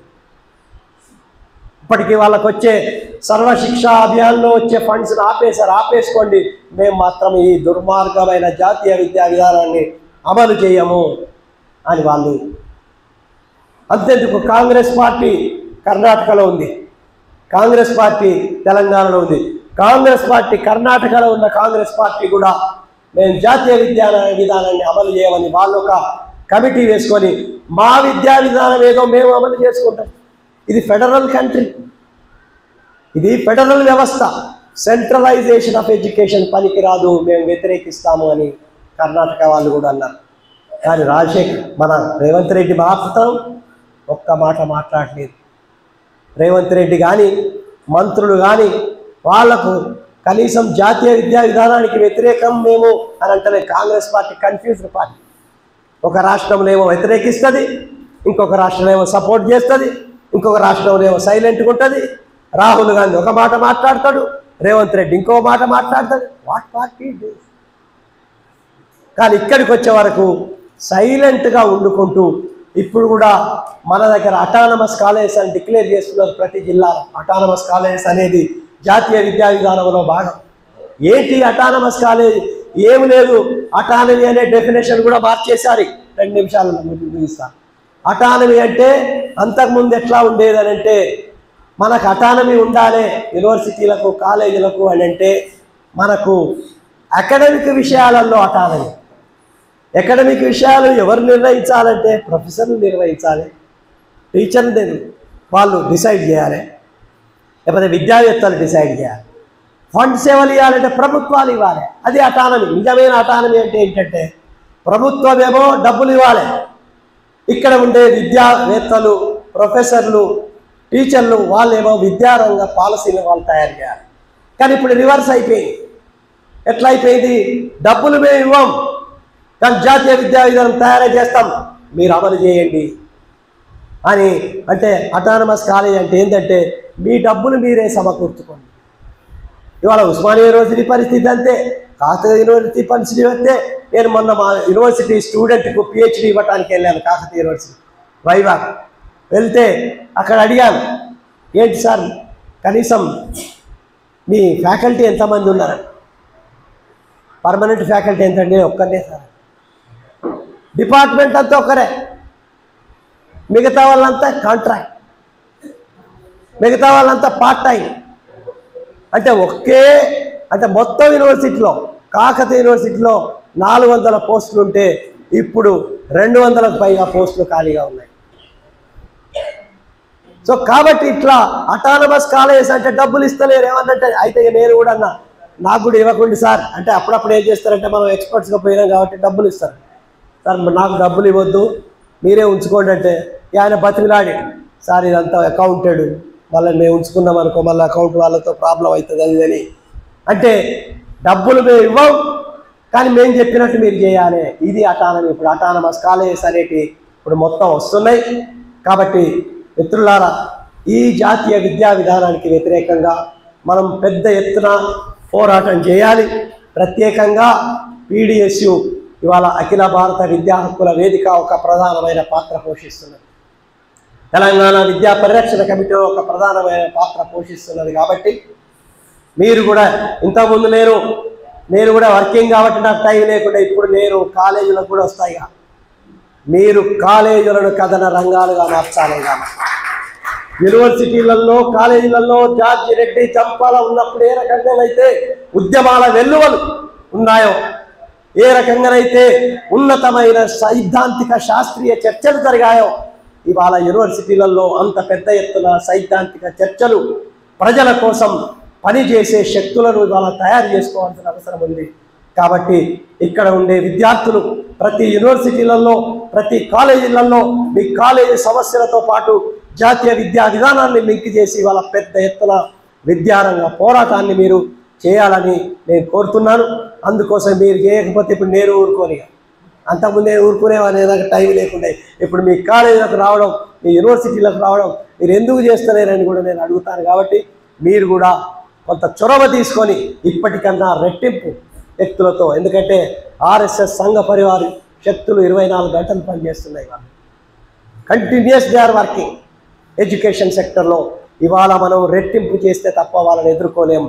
కాబట్టి అటువంటి ఒక మిలిటెంట్ విద్యారంగ పోరాటం, మిలిటెంట్ పీపుల్స్ మూమెంట్ అంటే ఇక్కడ వేలాది మంది విద్యార్థులను మీరు సమకూర్చాలి.